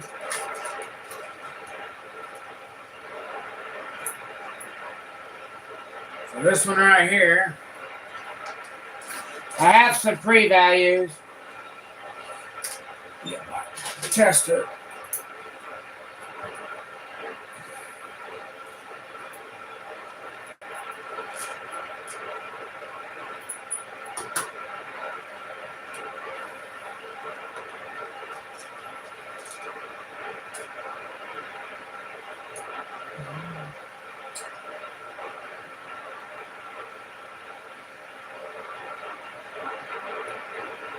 I'm at 100 ohm resistors as far as new ones.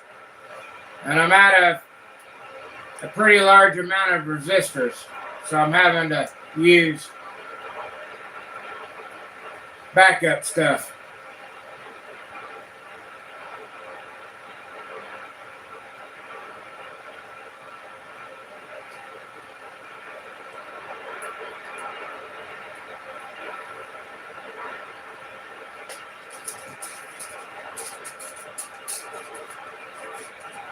I'm looking for like 150 ohms.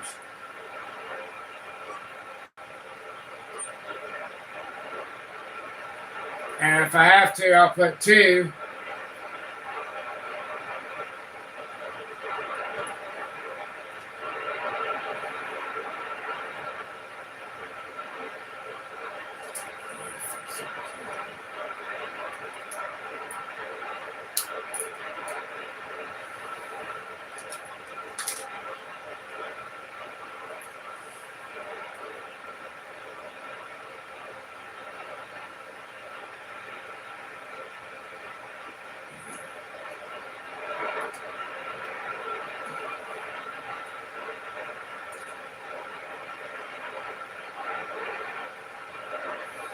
Let's see.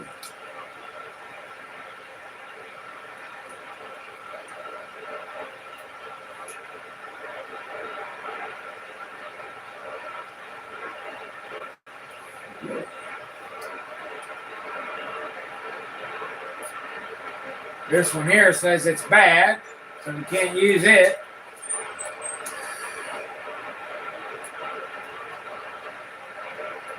And this is the one I think come out of my lightning hit radio, so I bet it is bad. It's the one I had in the top back circuit.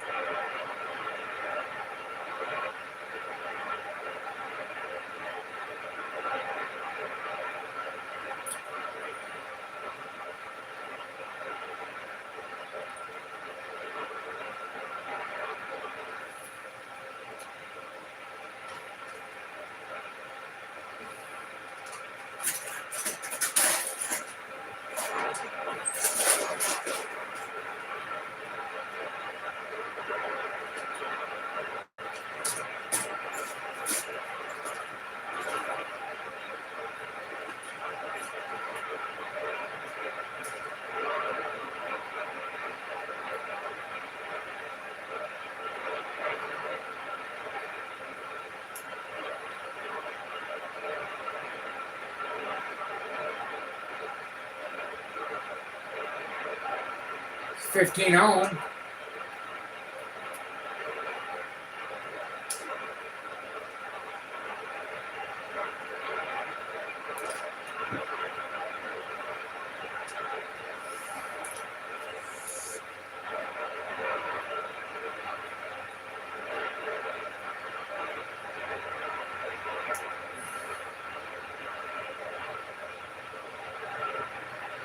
440.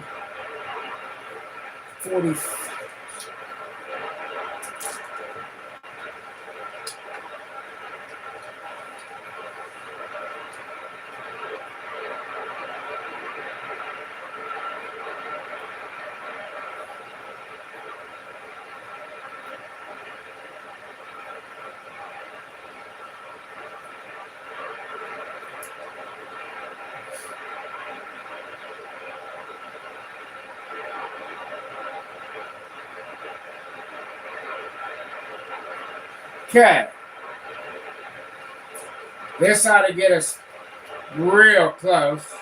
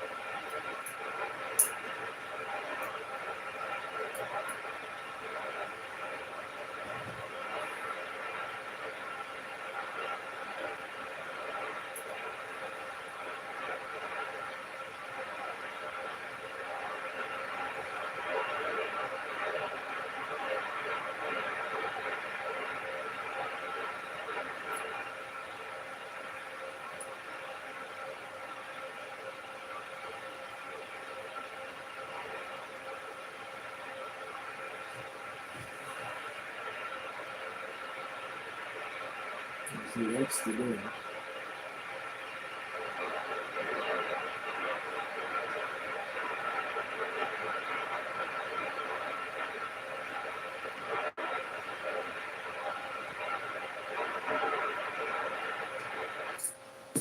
Getting very hard to use that. You'll be fine again.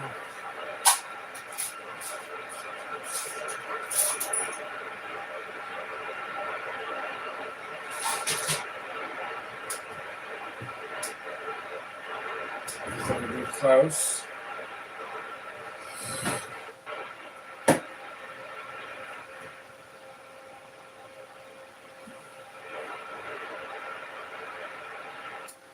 Okay, there's exactly 1 watt carrier swinging almost slamming the 10 watt average scale.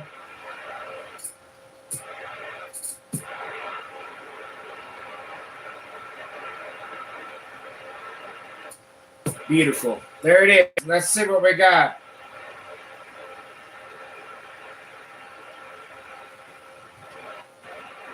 Looks like 150 ohms.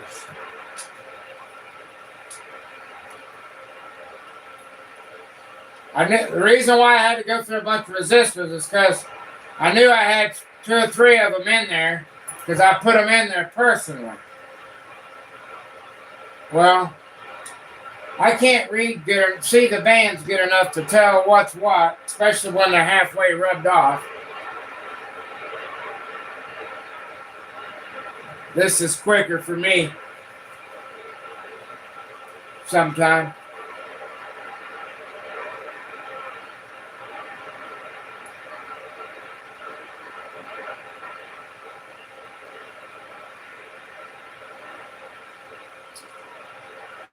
That's wild to me. That is wild, but I dig it.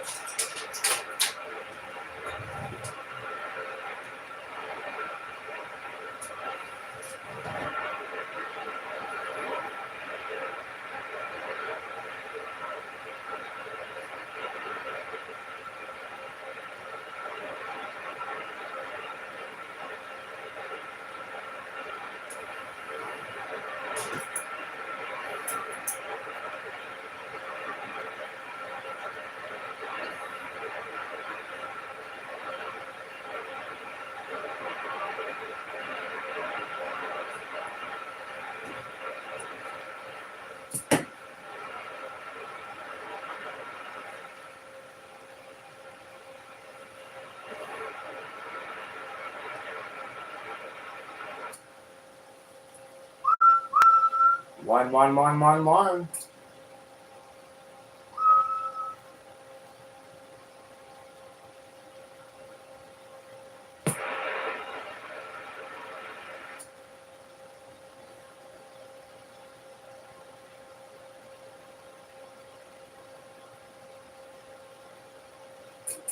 That's exactly 1 watt. Man, I'd like to get a little bit more. Like 1.5 watts. I need like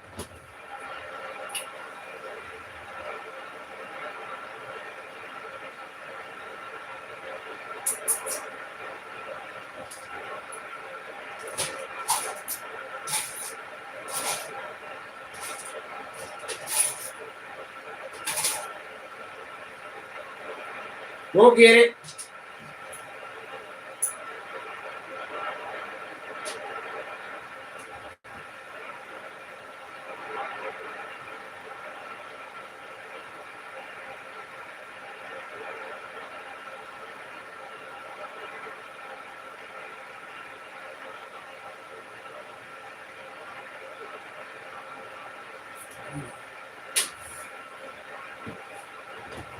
We will definitely get it.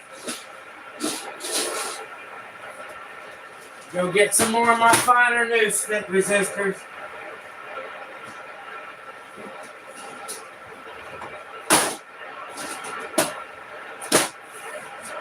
Put a couple of 68s.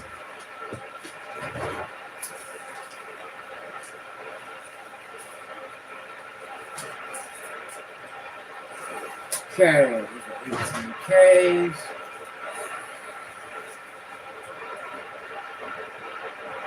These are 18.2s. K on.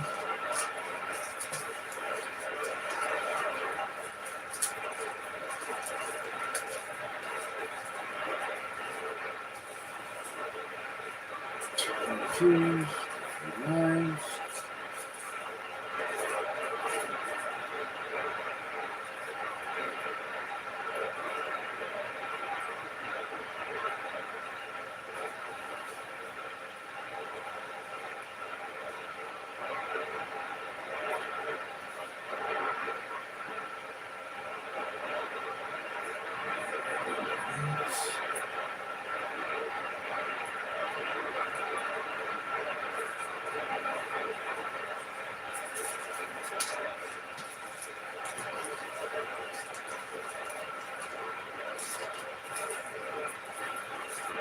Aha! Here they are. Here they are. Alright, thank God. That's what was scaring me, man. Alright, so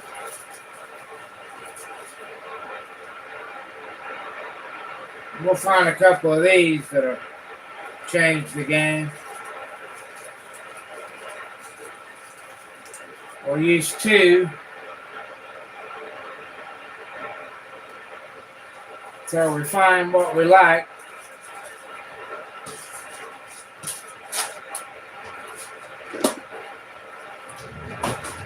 We're on the right track now. Now, let's set this over here.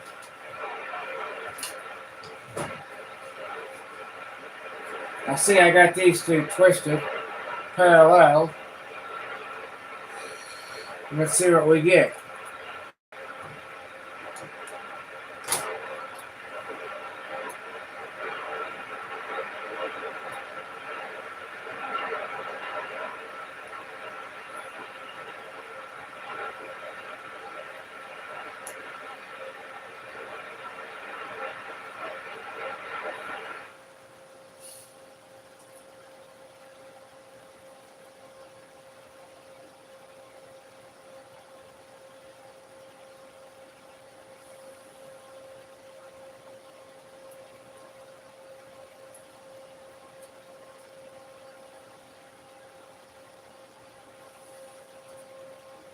So we got on a single pack. I used to be good at being able to tell you what they were by studying them. Okay.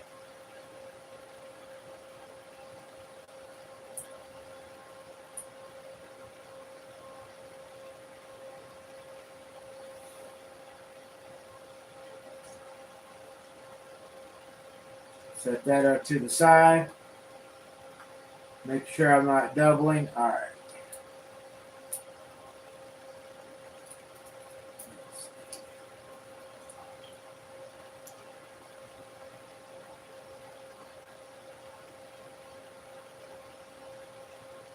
There we go.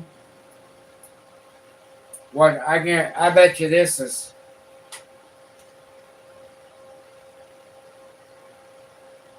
Put another one of these together. I'll have to dig one out of the bag or the box. That ought to be real close.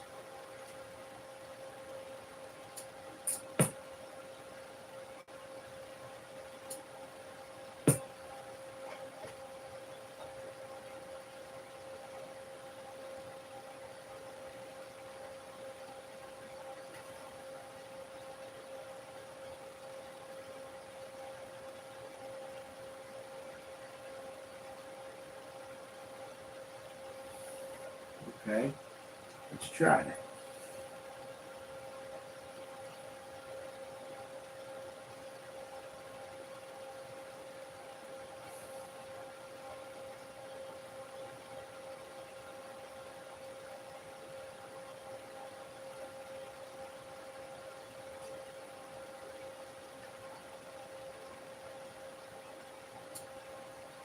Okay, that's 2.6 freaking berries. That's 2.6 watt carrier. That's too much. Let's measure that.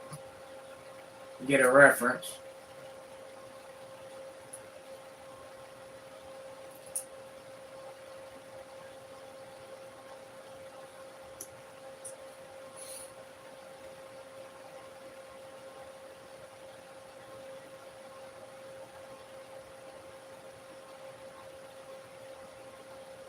Okay.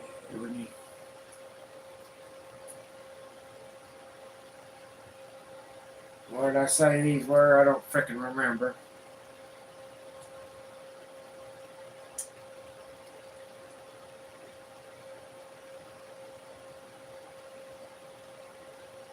That's a 67.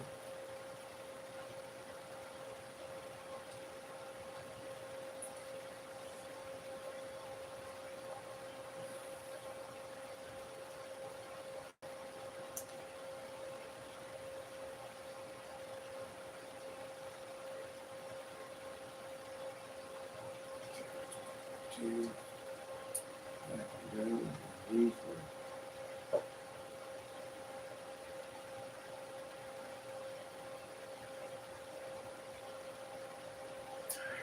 can't remember. Fucking pisses me off.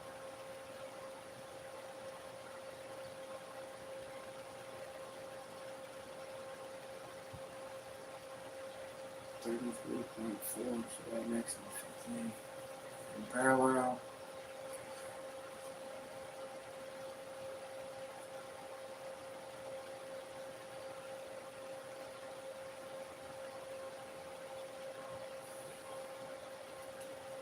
This is started before we get one.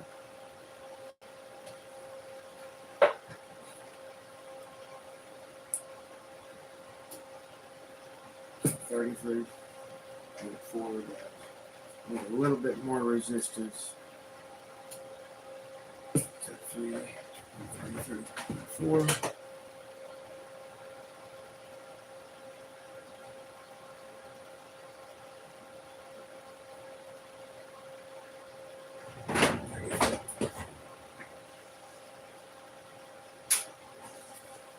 What's in here?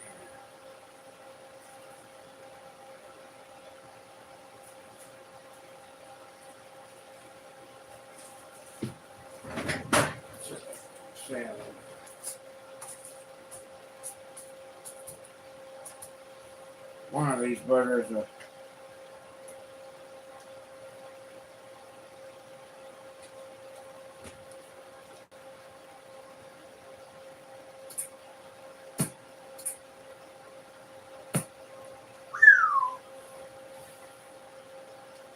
see, that's some bitch there get hot. quick.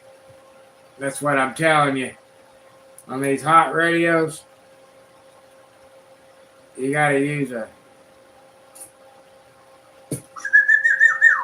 But yeah, that's a 1/4 watt dead key with that resistor. Way too low. How funny.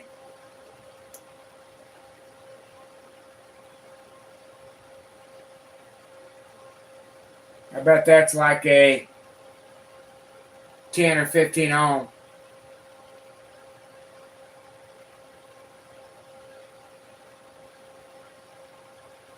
I mean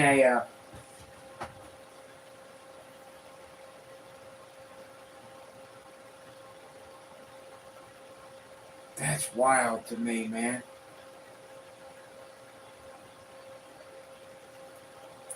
It really is. I'll take 2 of those. Let me try another one. Trying to get that exact balance I want. And no, 100 ohms ain't it. 100 ohms is.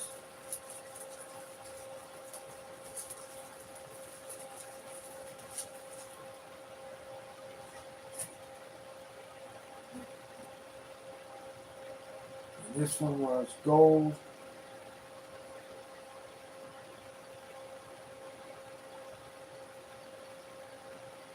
Okay.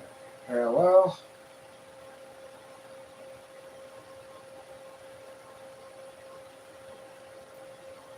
Parallel.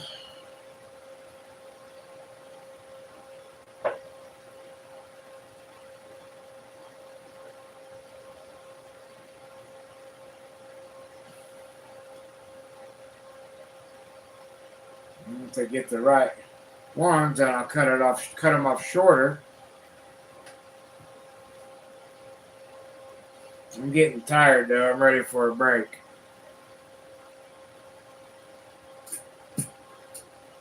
Oh, that's pretty. That's freaking pretty. Look at that for a minute.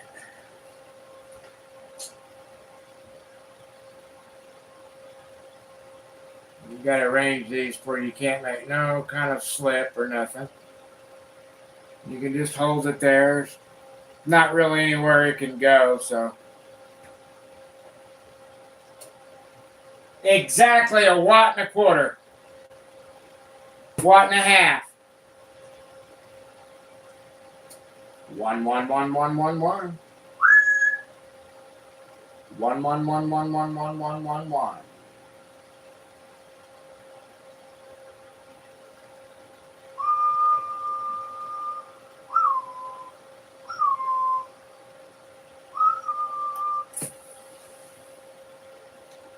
Now, I'm going to find this resistance, and I need to find it in a larger resistor.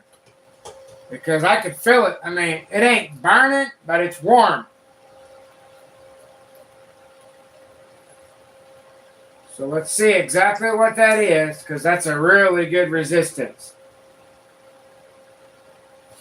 It's 40-something, 60-something. 40.8. Because the radio's got a lot done, so modified, so it's not needing near the resistance. So 40.8 ohms, it's happy as hell at a 1 point, little over 1, I mean, just a little over 1, about 1.5 watts.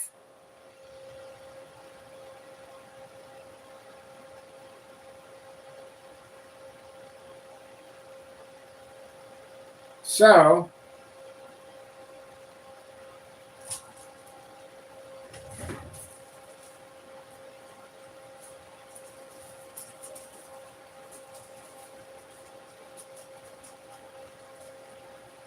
I'm going to cut those legs off short, because what I'm feeling is the fact that I'm holding on to the legs.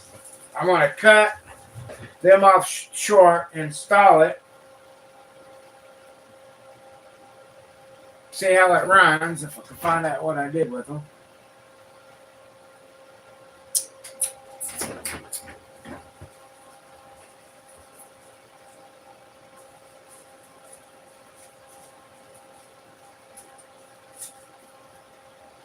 That was an awesome, yeah, they're right here.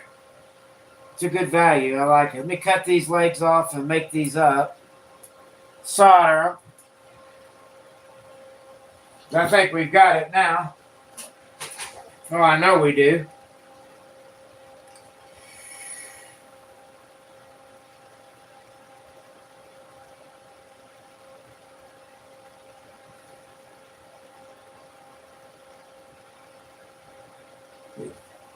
Where's the ones I had on it?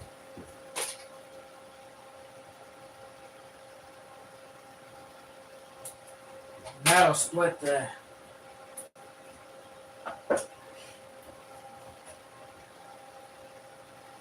So I'm just going to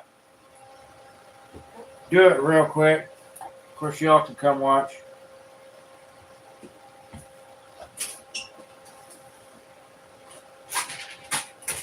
Let me get all these put up. That's what I was looking.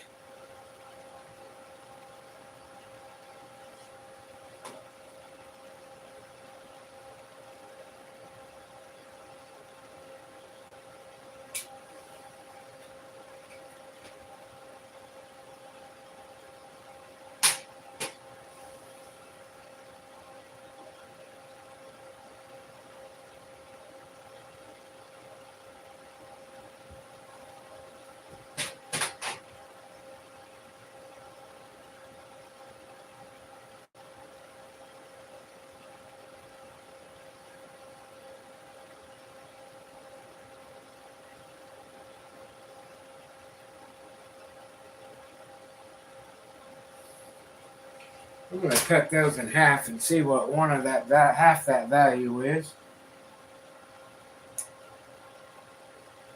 Because that is weird.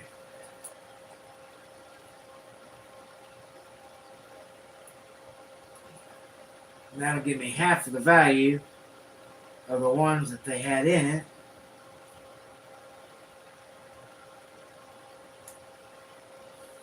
Half of the value.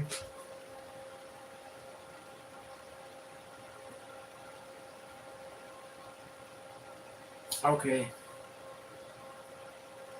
Yeah. That's what the deal is.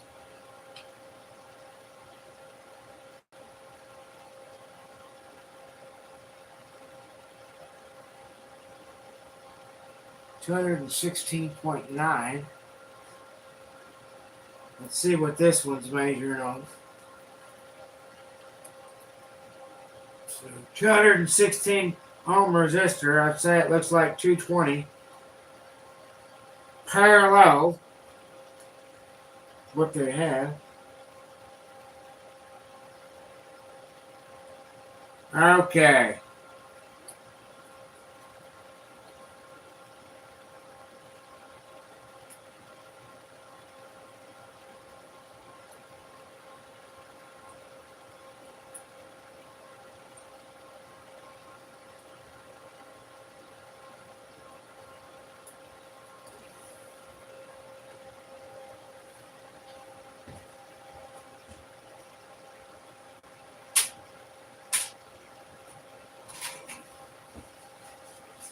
I gotta see something for a second.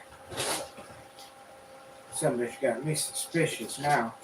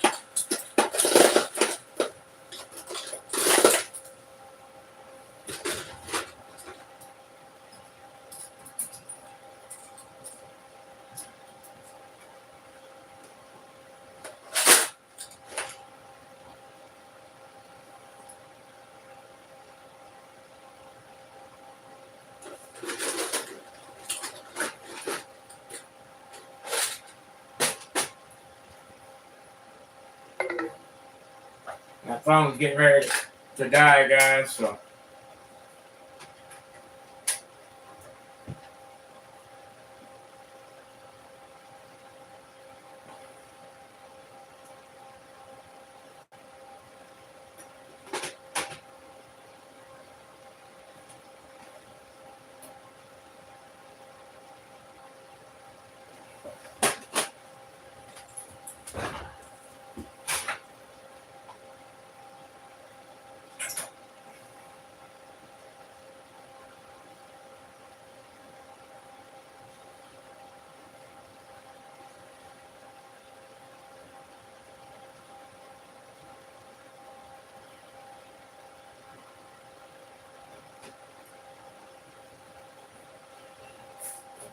Alright, so I'm making up the resistor real quick for us.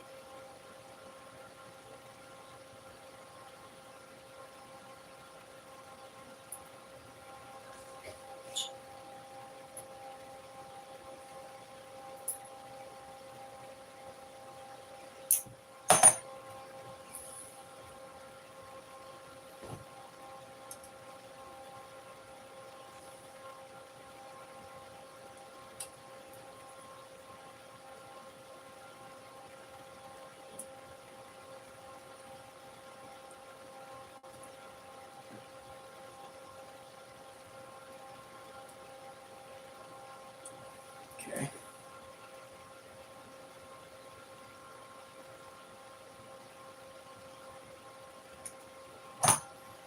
Now I'm just going to take the radio, solder that in, and we'll bring it right back and see how it responds.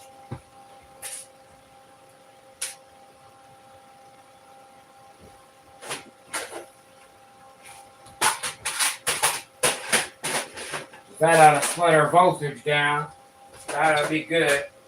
It ought to run pretty damn good right there.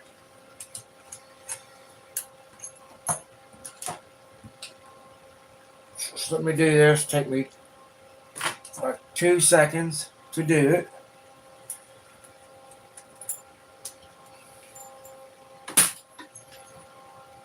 Be right back.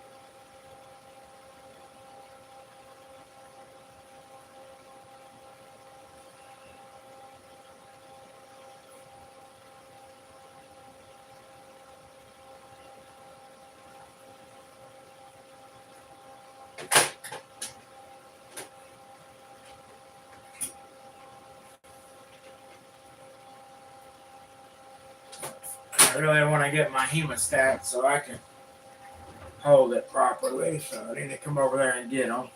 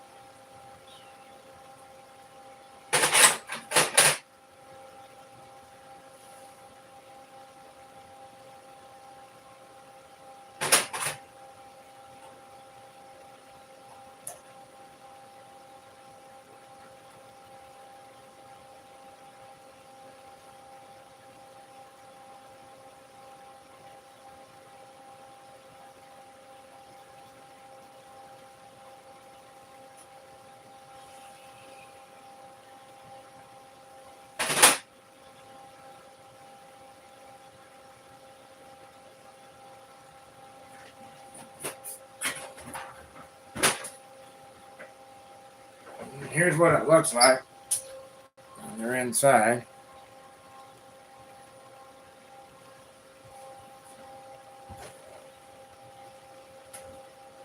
Everything kosher here.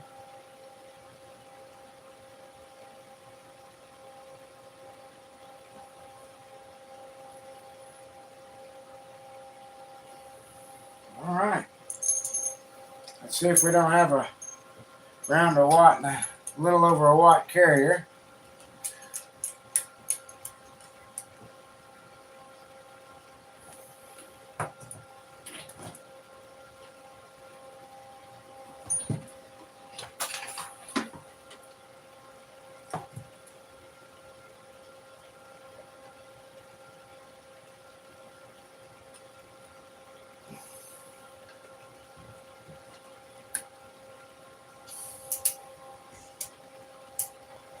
Plug the mic in it, see if we got receive.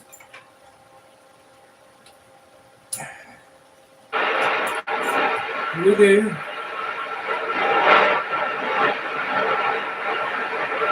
Of course, that's plugged into my equipment. Let's see what we got over here.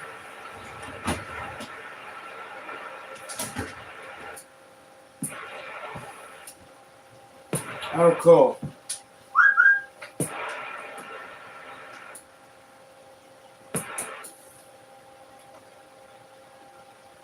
So it's like a watt and a shit. Maybe a watt and a quarter. 1, 2, 3, 4, 5.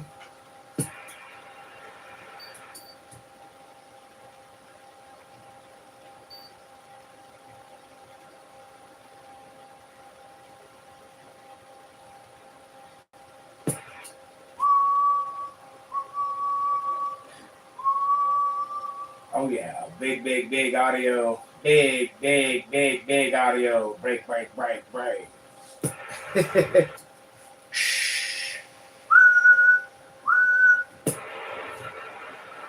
One, two, three, 4.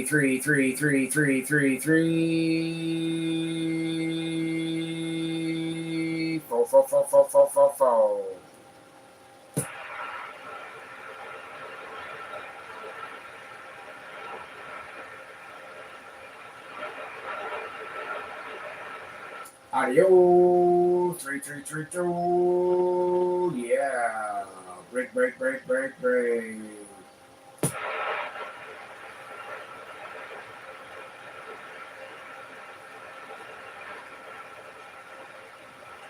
Audio. Test.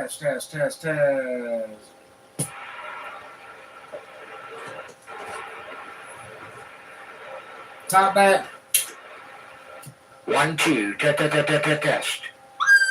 1, 2. 1, 2. 1, 2. 1, 2. 1, 2.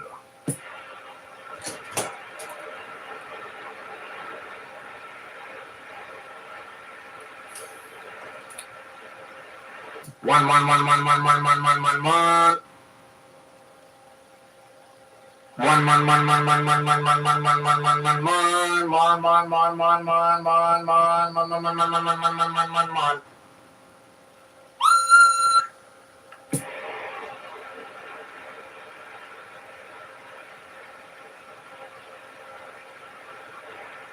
I'm going to look around.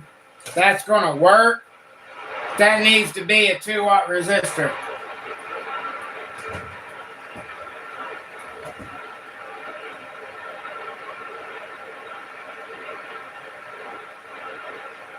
I know, because it's sharing the wattage,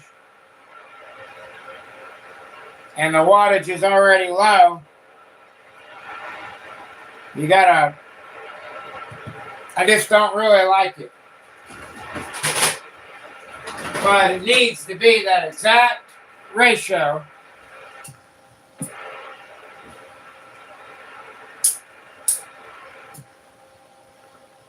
You're being dead can exactly 1 watt over here. Yeah, basically 1, 2, 3, 4, 5. 1, 2, 3, 4, 5. 1, 2, 3, 4. 1, 2, 3, 4. And as long as it's not burning the resistors, 1 1 1 1 2 2 2 2 2 2 2. It's definitely a loud son of a bitch, I can tell you that. 1 1 1 1 1 2. It's working really good. I really would like to get that up to a 2-watt circuit. 2-watt. But it ain't hurting it. I mean, it's working fine. It's holding. It's not burning.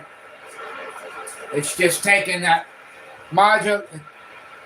The radio's modified. I mean, it's doing crazy amount of average power. Can slightly over a watt. Ayo! And varying the 10-watt scale on average. PEP.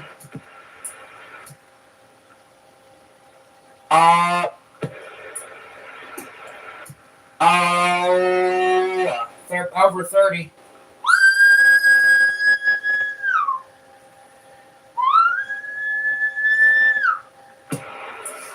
And it will overmodulate if you want it to.